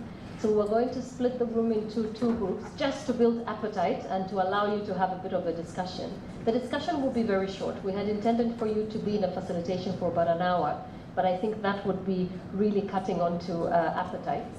And so we're going to break into a session where we will go for 20 minutes. So before I introduce your facilitators, I will, or maybe first let me introduce the two facilitators who are going to help us navigate some of the questions that have been posed to you. You have received the agenda, and you've seen on the section, and the segment that we're on now is on the World Cafe group work. And the idea is to just allow people to exchange. And so we will have two facilitators helping us with this. Almaz Negash, who is the daughter of the African continent from Eritrea and based in the Silicon Valley in California in the United States. And she's the founder of the African Diaspora Network and also its executive director, which she formed in 2010. And if you, a lot happens with the African Diaspora Network, from a lot of the work that they do around investment, the investment forum, but also in working very directly with builders, with young people and various partners in trying to really work out and live out diaspora work. Lately, Almaz has been trending, and so if you do a Google search, it will be easy for you to see this information, but she actually has been appointed among a selected 12 members of the United States President Advisory Council on African Diaspora Engagement and a partner on the USAID Young African Leaders Initiative Legacy Localization, which is a big thing for us as African diaspora. And so I wanted to take this moment. I know you've received individual congratulation messages, but I think for us, Almaz, to say thank you for putting again Africa on the map in this context, and that remains very important for us, knowing the partnership that the United States has with America. And so I'm sure you're looking forward to your WhatsApp filling up with all sorts of messages of what we want the US to be able to listen in from diaspora space. And also joining us as a co-facilitator is Justice Oman, who is a legal expert and a lawyer by profession, and he's the director of the Liaison Office to the African Union from the All Africa Conference of Churches. Now we know the work that faith-based organizations continue to do in terms of promoting and protecting human rights and collective rights throughout the African continent. And the AACC has been very active with the African Union in terms of moving forward and representing more than 120 million Christians in 39 African countries, working together to make a difference in the lives of people, and also looking at migration and development. And in 2021, the AACC co-organized the first ever conference that brought together ecumenical partners, seminary and university professors, as well as church leaders, to discuss the Agenda 2063 and really trying to position themselves on how they could be made relevant in terms of the transformation work that they do in people's lives. And so Justice will be co-moderating these two sessions. Now, how are we going to move about? We are going to go back to 1212, which is basically starting from this side. We will just say the number 1212. All the ones will be on one side and all the twos on another side. When I've tried this with 5-year-olds, it's very chaotic, because all of a sudden I'm asked, why not up to 5? Or why are we not counting in French? And many other things. So I'm hoping this is less complex. And so we start here with Professor Mary.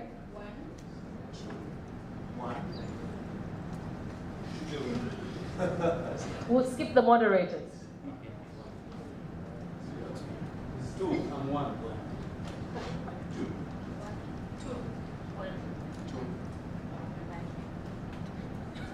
Gadi? 2.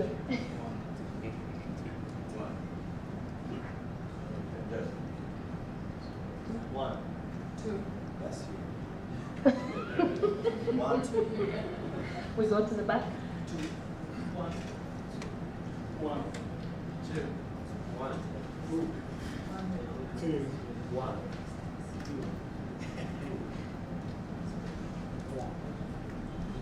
2. Okay, and so I am speaking slowly because I have been reminded that the speed is a bit too fast. So just to say that we will still have the possibility for us to engage in different languages as well. That's very important in terms of representation, but also in terms of allowing people to speak in the language that makes it easier for them. And so we will ask Group 1 to swiftly come to one side of the group, and then I think we can just actually turn the tables around. I'm just thinking some of the chairs can be turned around for the other side for Group 2. So actually I think Group 1 is better that way, and Group 2 is better this way, because we already have tables facing each other. So we can just quickly move ourselves. Group 1 towards the interpreters, Group 2 on the other side. Almas, I think we will, Almas and Justice, we can use the 2 reference points in terms of the questions that will come up. We share the questions first, and then we continue with the discussion. You are being given 20 minutes. Yes. Just before that, ladies and gentlemen, sorry to interrupt. I would just ask that we will probably just ask our guest of honor and give him the chance to return to his official duties, as he will be leaving us. So maybe just again a round of applause to our representative from the government of Uganda for joining us today, and to thank him for his presence.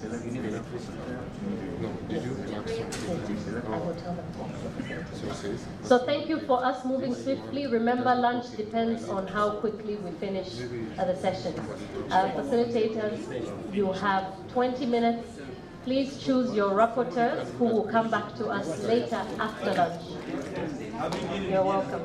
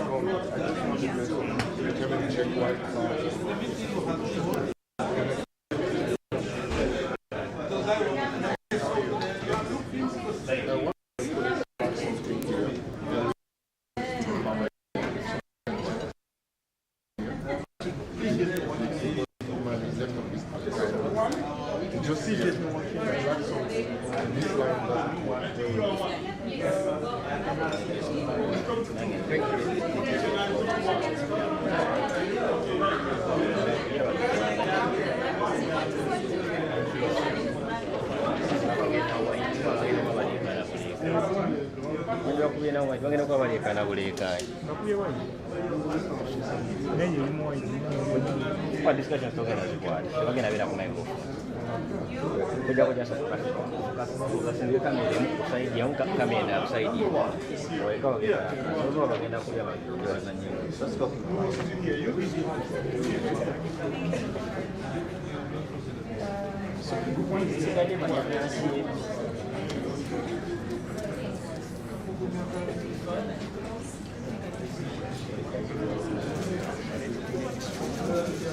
You are Messi, huh? Messi, okay, because I see that